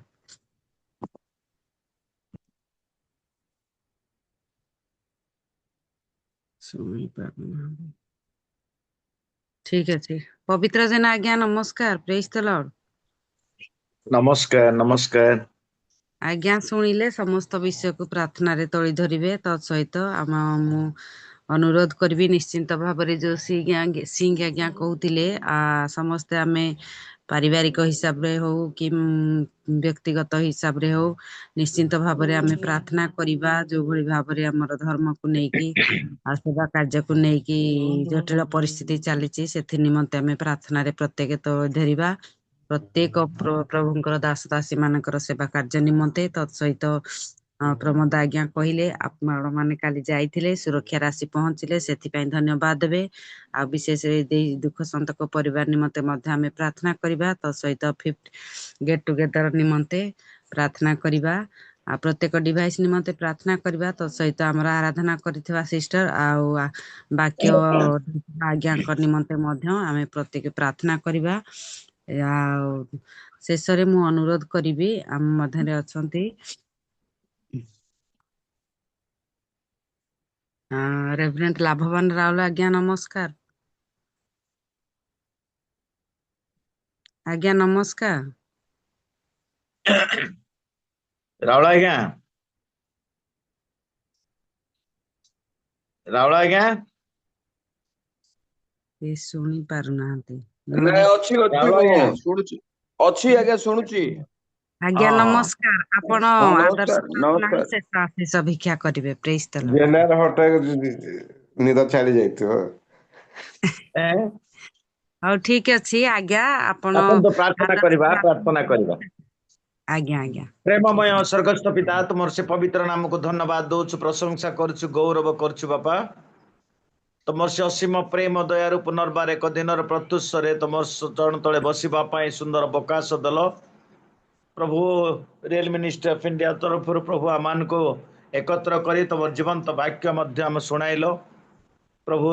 ମଧ୍ୟସ୍ଥି ପ୍ରାର୍ଥନା କରାଇଲ, ଯେତେକ ମଧ୍ୟସ୍ଥି ପ୍ରାର୍ଥନା କରିଅଛୁ ପ୍ରଭୁ, ସମସ୍ତ ପ୍ରାର୍ଥନାର ଉତ୍ତରକାରୀ ପରମେଶ୍ୱରଟ ଯେଉଁମାନେ ପ୍ରାର୍ଥନା କରିଥିଲେ ସେମାନଙ୍କୁ ପ୍ରାର୍ଥନାର ଶକ୍ତି ପ୍ରଦାନ କର। ଆଗାମୀ ଦିନମାନଙ୍କର ତୁମର ଚରଣ ତଳକୁ ଆସିବାକୁ ପାରିବେ, ଏଥିପାଇଁ ତୁମେ ଦୟା କର। ମଧ୍ୟ ବର୍ତ୍ତମାନ ଯେଉଁ ପରିଚାଳନା କରୁଥିବା ତୁମ ସିଷ୍ଟରଙ୍କୁ ତୁମର ହସ୍ତ ସମର୍ପଣ କରୁଛି ବାପା। ପବିତ୍ର ଆତ୍ମାର କର୍ତ୍ତୃତ୍ୱ କର, ତାଙ୍କ ସେବା କାର୍ଯ୍ୟରେ ପରିବାରକୁ ଆଶୀର୍ବାଦ କର। ମଧ୍ୟ ଯେଉଁ ପ୍ରଭୁ ଆରାଧନା କରିଥିଲେ ପ୍ରଭୁ, ତାଙ୍କୁ ତୁମର ହସ୍ତରେ ସମର୍ପଣ କରୁଛି ବାପା। ଏହିପରି ତୁମର ସେ ଗୌରବ ପ୍ରଶଂସା ସ୍ତୁତି ବନ୍ଦନା ସହିତ ଆରାଧନା ଏବଂ ଗୌରବ ପ୍ରଶଂସା ପୁନର୍ବାର କରି ଯେପରି ଆଗମନ ପର୍ଯ୍ୟନ୍ତ, ଶେଷ ସନ୍ଧ୍ୟା ପର୍ଯ୍ୟନ୍ତ ତୁମର ଇଙ୍ଗିତରେ ରହି ତୁମର ସେବା କାର୍ଯ୍ୟ କରିବାକୁ ପାରିବେ, ତାଙ୍କୁ ଏବଂ ତାଙ୍କ ପରିବାରକୁ ଆଶୀର୍ବାଦ କର। ପ୍ରାର୍ଥନା